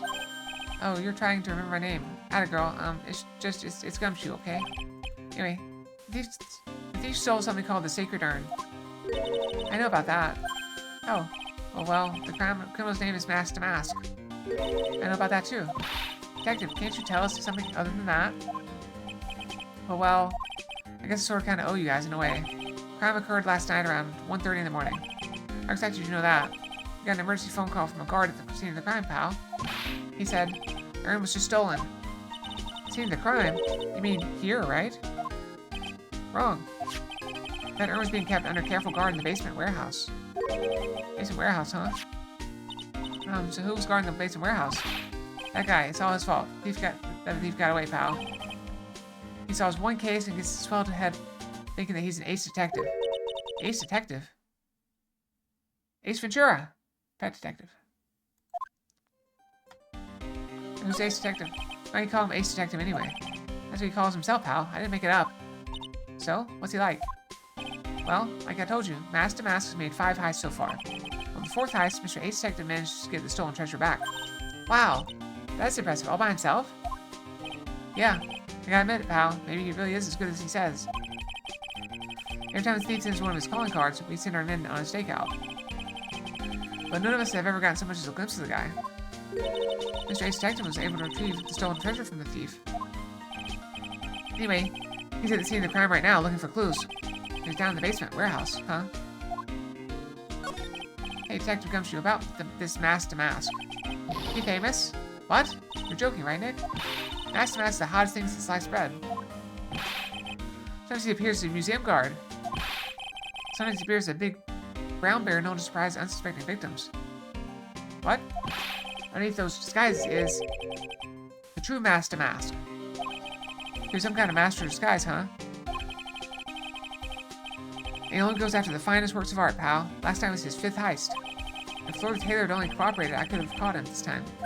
What? You knew he was planning on stealing the Sacred Urn? Of course I did. The guy always says his calling card before he steals something. Calling card, huh? Maybe it's that on TV. So what's his calling card? Here it is. But don't show it to anyone. It's top secret, okay, pal?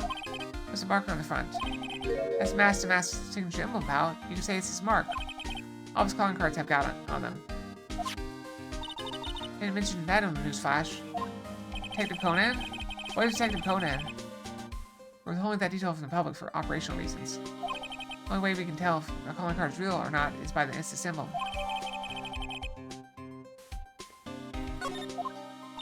That makes sense. When you get famous, there's always imitators. Another manga? I've been coming to pour the most priceless work of art on display in your Treasure to Crane exhibit. Take care of the speckled urn, won't you? Yours truly, Mask to Mask.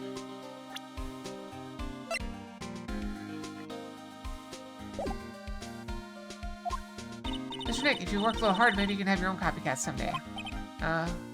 Thanks, I guess. Basement! You're not far behind with the most watch streak?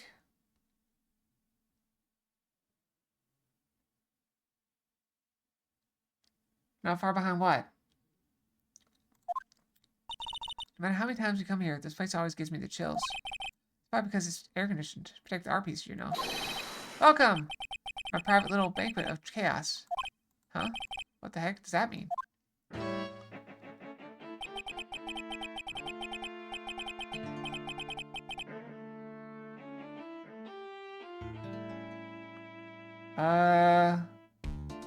Guys? I'm having trouble trusting him with the nose and the eye. Also, that appears to be a magnifying glass stuck in his eye like a monocle. I have very little offer. Please make yourself at home. Who are you anyway? Shh! Silence! It is a magnifying glass, like a monocle. Hee hee hee hee hee. Now I see. It's all becoming clear. Well, what do you see? Tavari! Truth is once again being elegantly revealed to me.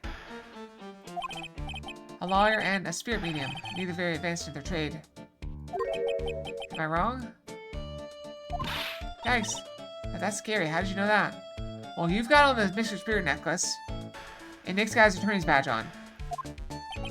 How, you say? The universal skeptic would say that is nothing but a question of why. I'm a traveler of both time and space, and a swimmer of dreams.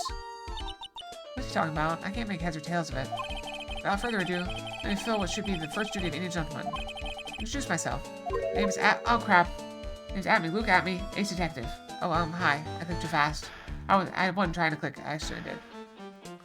So it's Atme, Luke Acme, or something like that. Don't let him intimidate you, Nick.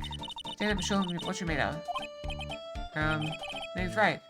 Phoenix Wright. Ace attorney. I'm IFA. Ace spirit medium. And I'm Bertha. I'm Miss Maya's cousin, and spirit medium ace apprentice. Excellent. At me. Well then, shall we begin our little game? Game? Why does this phrase one short of a baker's dozen come to mind in the sky?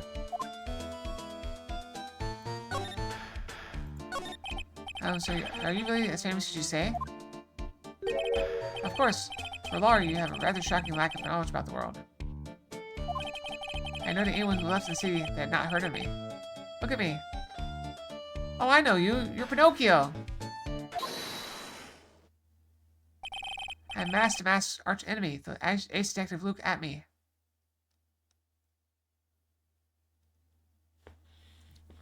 His name is Look at Me.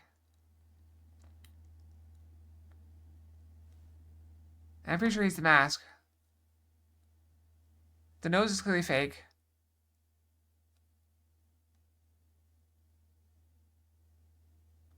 Luke Atme. He's the, That's 500 another streamer? Oh, wow.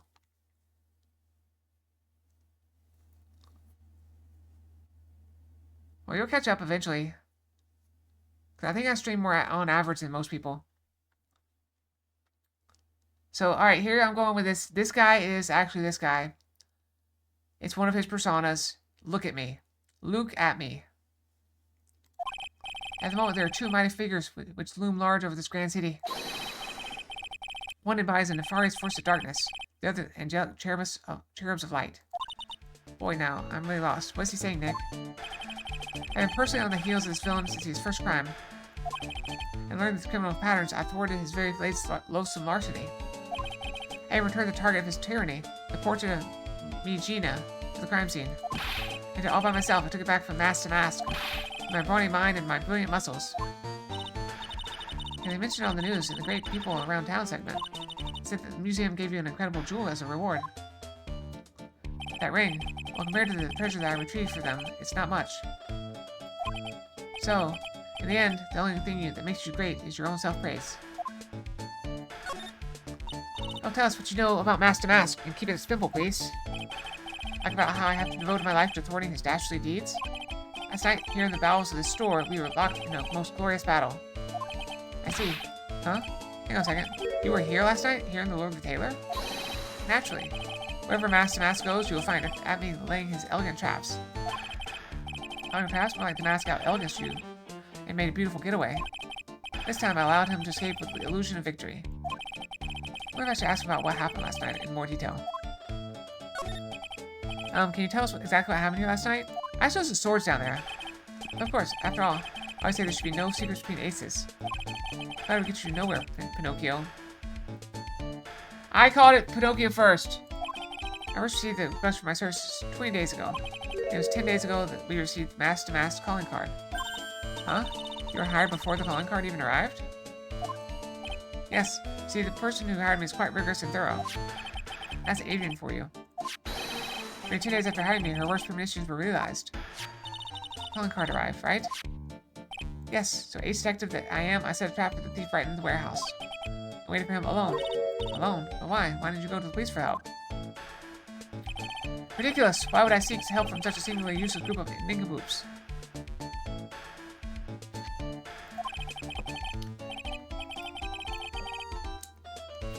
got a lot of nerve. After all, it was you who let the mask get away. I always operate alone and concealed, outside of others. Corn sealed. Precisely. Even the guards on duty here were unaware of my presence. To fool your enemies first, you must fool your friends. It's my own original proverb. Here, back to what happened last night. As I was saying, I hid here in the warehouse and waited for the thief to arrive. That's fair to you. Not a solitary soul came through that entrance. Nevertheless, the sacred urn disappeared. But that's impossible. How could it just disappear? How, yes? Don't be ridiculous, Sir Lawyer. I knew the answer to that question, I wouldn't be here. Someone seriously messed up his own stakeout. He's rather full of himself. Saying that even though no one came through the doors last night, no one, our precious urn still somehow vanished from under your nose. Now, that's just not possible. Hydrate, you got it. We are running low on water, though, so... Take a little sip. Alright. Tis, Sir Lawyer, please refrain from such crude behavior. Huh? Well, what do you mean? He was an artist.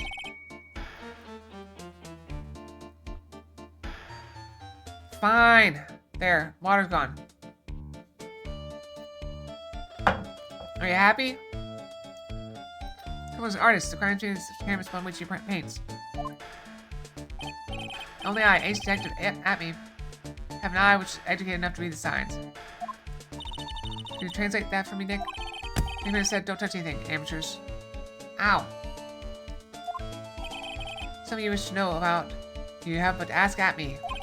I know everything there is to know about my rival, mask to mask. What's his name? Who is he? What does he look like? What do I do now? Does he have any top secret information, stuff that only a real criminal buff would know? Maybe I would ask while I listen to what Mr. Ace Detective has to say.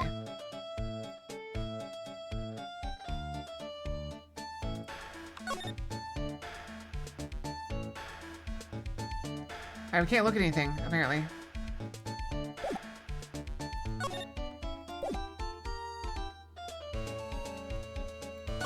I can't examine this?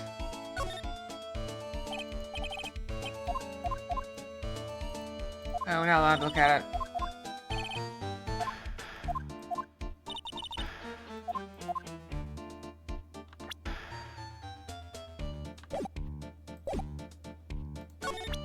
You can try this. Not fear, young lady. I promise I shall pay for your urn.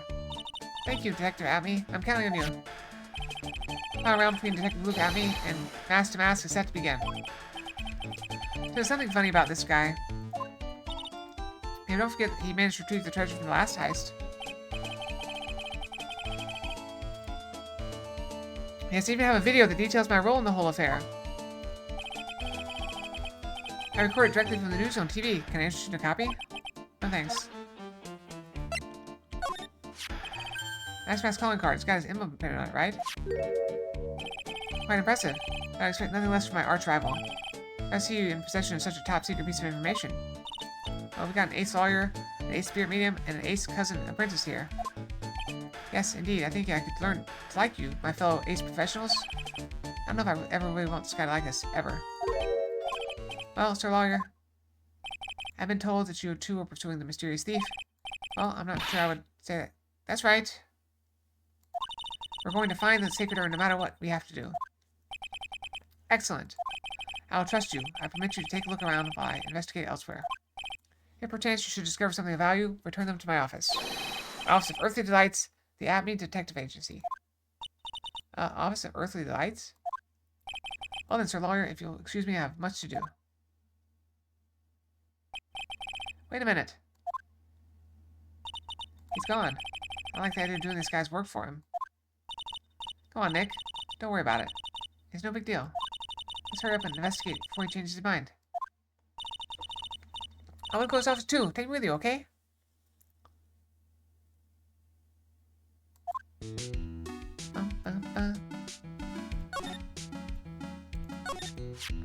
That pathetic looking wooden box. Ah! It's the box that had the sacred urn in it. Don't touch it. There may be clues to the thief's identity on there. Grr, I worked so hard to make that box. Huh? You made that before excuse for a box buyer? What's that supposed to mean? There's always been on a stand in the winding way of Fay Manor. There is no box suitable for it, Mr. Nick. And I was so proud of it. Poor Maya. Maybe it'd been better if Master Mask had taken the box too.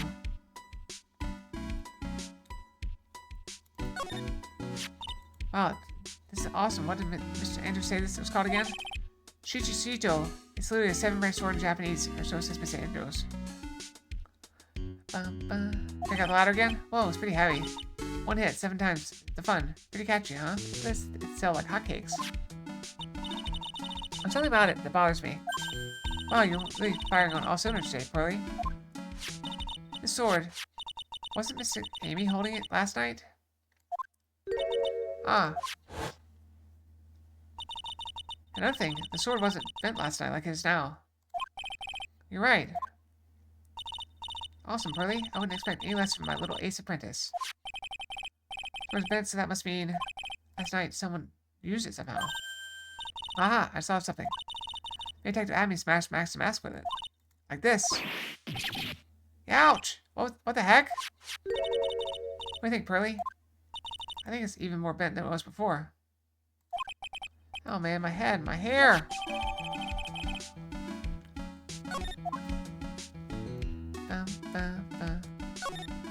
Security camera standing on the big door of the storeroom. Take a photo of anyone that goes in or out. Security camera?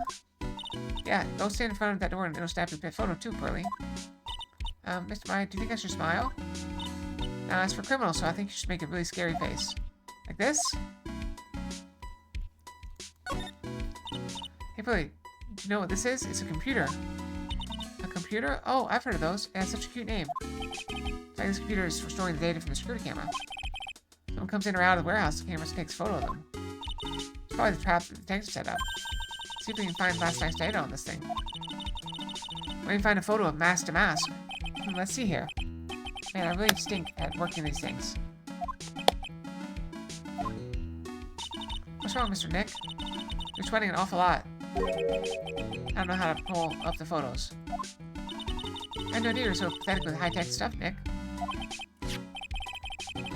Yeah, we'll manage to print out the camera for data anyway. Guess you have to learn to crawl before you can walk, right, Nick? Yeah, sure.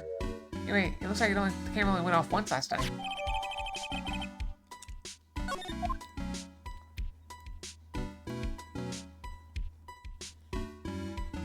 Alright, the ladder doesn't have anything new. Shit, what's that big door over there? That's the door of the actual storm. Lots of big boxes back there. So that's where they're keeping the sacred urn. Or Miss Andrews said we're not allowed in there.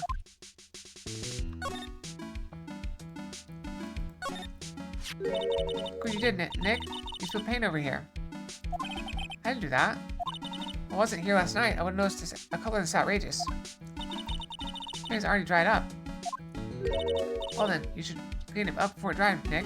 It doesn't dry that fast. As I told you, it wasn't me. It's like it's been several days since it was spilled. Hey, look at this. What's it? There's some kind of shape left on the bottom side of the stain. Oh, you're right. I wonder what it could be. Maybe the box? There's Mr. Amy. It's so cool. I want a gold statue of myself. We can in the office. Thanks, Wright and Company. How about a gold statue of me? Mr. Nick? I'm sorry, but I know something strange. Huh? What is it, Pearls? It's Mr. Amy. Was this where it was last night? Pretty sure it's close to the door. Yeah, I think you're right. Great job, Pearly. I wouldn't expect anything less from my ace cousin. And she was moved on the night of the crown.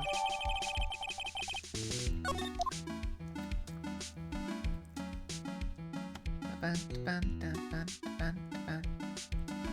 that everything we can get here?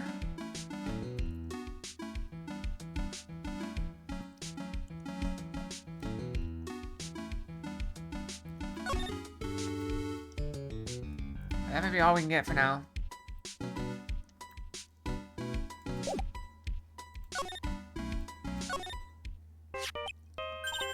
Hey Nick, your cell phone's ringing.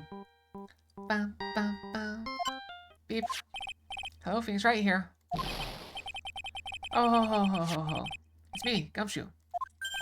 Gumshoe, what is it? What's so funny? I'll tell you what's funny. Pal, I finally beat him. I beat Mr. Ace Detective. Finally, it's underdog. It's Alpha Dog today. That stuck-up detective met his match. Yep, I finally caught him. Look, lock, stock, and barrel. There's no escape for him. You caught him? Are you saying... You captured Mask to Mask? Bingo! Well, actually, he surrendered. But I still got him. Mask to Mask surrendered? That's great. When can we come and pick up the sacred urn? Well, you see, I'm gonna tell you.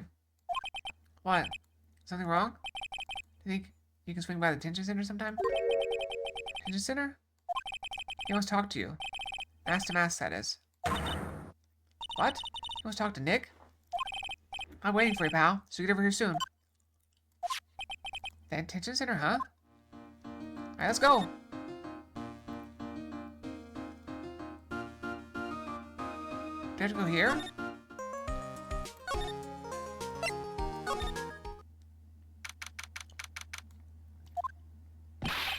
Hey pal, welcome to the detention center.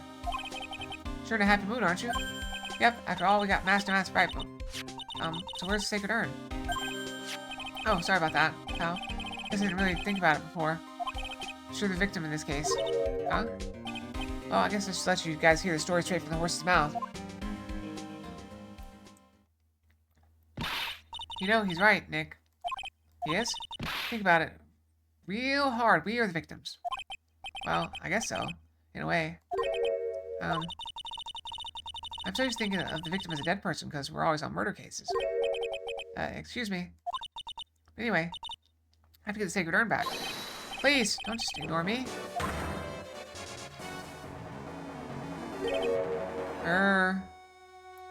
That's quite a flamboyant outfit. Not very subtle. Who are you? I'm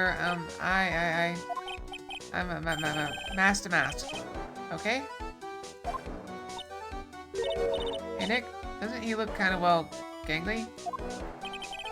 I'm Rondolite, the famous Mask to Mask. I don't think this guy could punch his way out of a wet paper bag.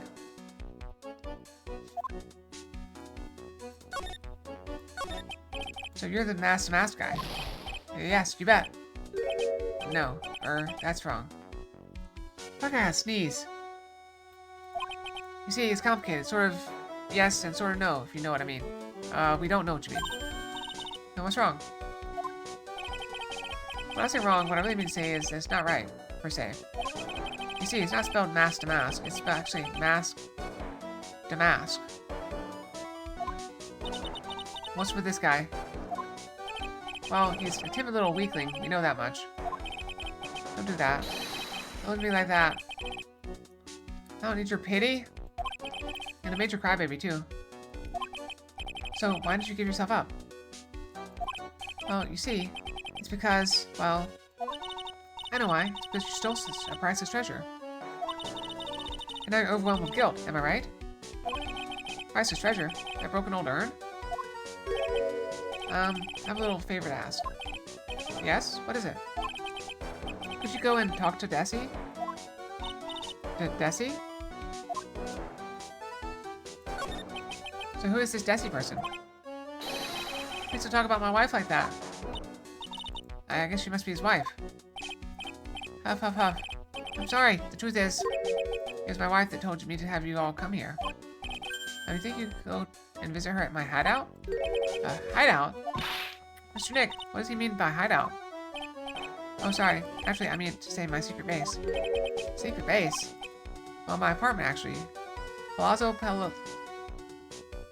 Pelpipi, 3rd floor? Let's go have a look, Nick.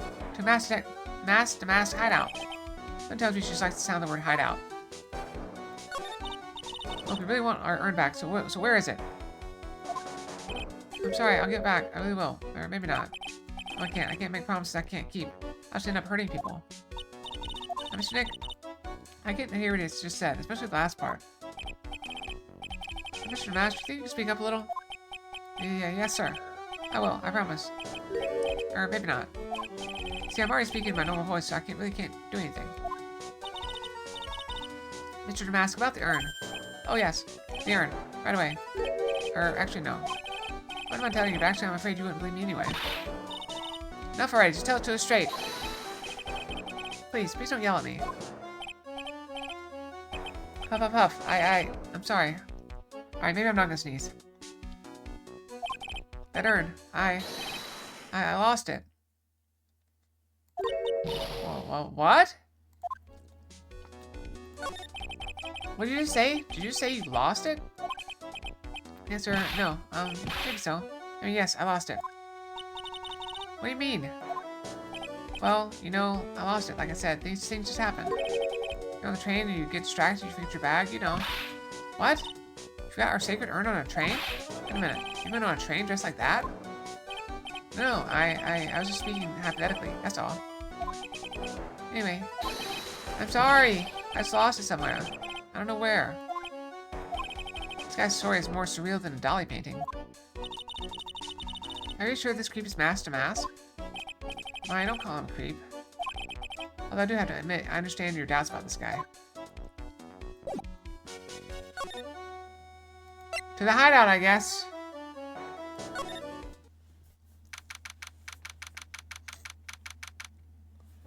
Mask to mask hideout. Oh, check this place out. Alright. I'm gonna go ahead and point out the most important piece of evidence, I think, is this green envelope right here. No doubt about it, this is mask to mask hideout, alright. Who is it? Is that you, Ronnie? Huh? Who are you people? Ah, no! Alright, Desi, alright, this must be the lawyer. I clicked by accident. He's the lawyer and the victim. Yeah, that's us. Your husband told us to stop by and speak with you. I keep getting heavy-fingered. I am just getting tired. I'm Maya Faye, and this is my Phoenix Wright, attorney at law. Thank you, boy Maya, huh? Like, why is she dating him? It just doesn't seem to fit.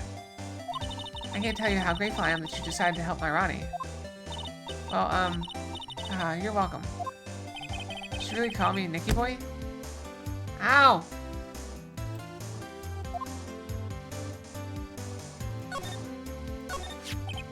About your husband. They're married? Isn't he the cutest? A bit weak sometimes, though. Oh, I get it now. Okay, I got it. A bit? By the way, did you know they mentioned Maya on TV?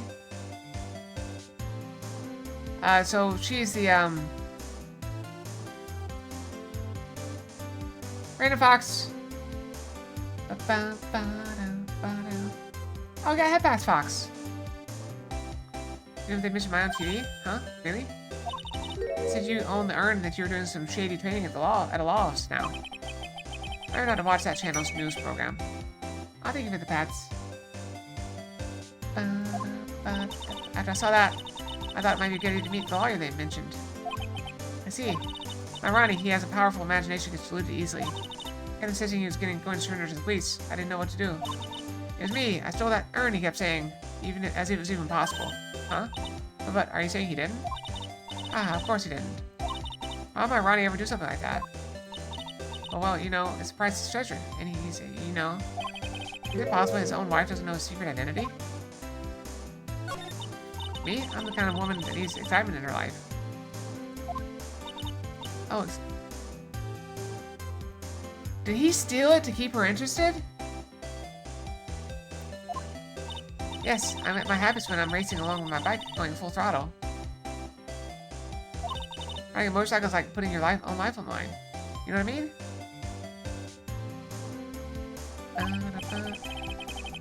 Well, I think that depends on how you ride it. I'm the type that can't stand living a boring, dreary old life with no action. No offense, but my husband Ron doesn't exactly look like the risk-taking type himself. You're right about that. He's definitely not one for thrills and danger. I do have to say that he makes up for it in other ways. Other ways? Yes, money. Ronnie's incredibly rich and super generous. He bought me a bike that's so fast it'll make your head spin. And shopping? I like to shop so much it makes Ron's head spin. The other day, it actually happened. His head actually started to spin. And talk about a high-maintenance wife. Where's Mr. Delight get all the money from? Ronnie's a security guard. They put their lives on the line, right? So they get paid tons of money in return. Tons of it. What? His security guard? I think it's my turn for a head to spin. Can you tell us about what happened last night? What time did the incident take place again? What time was it again, Maya? Well, according to Detective Gumshoe, it was around 1:30 in the morning. Last night, it was horrible. I got pulled over. Pulled over? Yes, I always do my best flying at night. Flying? You're talking about your motorcycle, right? Yes, anyway, last night I got pulled over by a policeman. Can't believe he caught up to me. It was a great chase, let me tell you. When he finally caught me, the poor man was as white as a sheet. About 3 in the morning when I finally got home. I thought she got an airtight alibi. What about Mr. Delight? I don't really know. We weren't together at that time of night. When I got home, he was already fast asleep. Basically, he's got no alibi. Alright, we're gonna look at this first. Smash mask. There's a tape recorder hanging from his neck. You see that? Ah, I'll be taking the crown. Better luck next time, gentlemen. Ah, I don't get it. What's that supposed to be, Nick? It's a bunch of cheap costume pieces arranged inside a nice frame. Look, Nick, it's a fake beard. This is a mask made out of cardboard. Hey, Nick, try on this fake beard. Come on, try it on. Hey, cut it out. Now put on the mask. Ah, it's Phoenix Damask. Let's borrow it for a while. No way. I'm not stealing from a thief. I have enough bad karma as is. Nick, it's a torpedo. It's hard to believe. It sure looks real. Where you picked up something like this? Please don't say that. Torpedoes are things people just leave lying around. Fridge. Oh, that's so cute. It's called a hot air balloon, you know? Wow, there's no fooling you. I want to make my own balloon now. I can let you ride in it, Nick. The emblem of the balloon is totally top secret. That's proof enough that Ron Delight really is mask to mask. We're gonna tell Maya. She gets kind of scary when it comes to celebrities. Huh, this thing looks vaguely familiar. I know, it's a fishbowl. Well, an upside down one anyway. Oh, that's what she was wearing. What's her name? Old Biddy was wearing at the, last crime scene. I think it's a helmet, an alien helmet. Looks like a tape recorder or something next to it. I think it's a transceiver, an alien transceiver. Nick, do you think maybe you could act a little bit like a grown-up for a little bit? You think for Maya to be more of an adult? That's a new low. There's a whole bunch of stuff piled up over here. I can cover. It's a missile. Do you know there's dynamite in the missiles? They're not heavy enough to be real. Oh wait, they're just well-made toys. These rolls of paper stuck in the trash can. That's a Mazarin Stone, the Great Albatross Strategy. That's the Immortal Goddess Statue, the Great Knuckle Bomber Strategy. Let's even investigate this place. Hey Nick, look on top of the chair. It's like an envelope and a letter. Just stand there. Come on, let's read it. Maya, you know we shouldn't do that. What are you talking about? The letter could be an important clue. No, wait, you can't just go reading a private letter because you feel like it. No, it's not just because I feel like it. It could be really important. If I sure it's a clue, I guess I wouldn't mind. There are a bunch of books lying here. They're all romantic-sounding novels about famous heists and fantastic thieves. Wow, look at the bookman's notes and stuff. Look at all the bookmarks and notes stuck into them. Let's see here. I must remember this thief's way of laughing. Very useful. No, the calling card is an important part of any good thief's modus operandi. Wow, Ron really studied his stuff.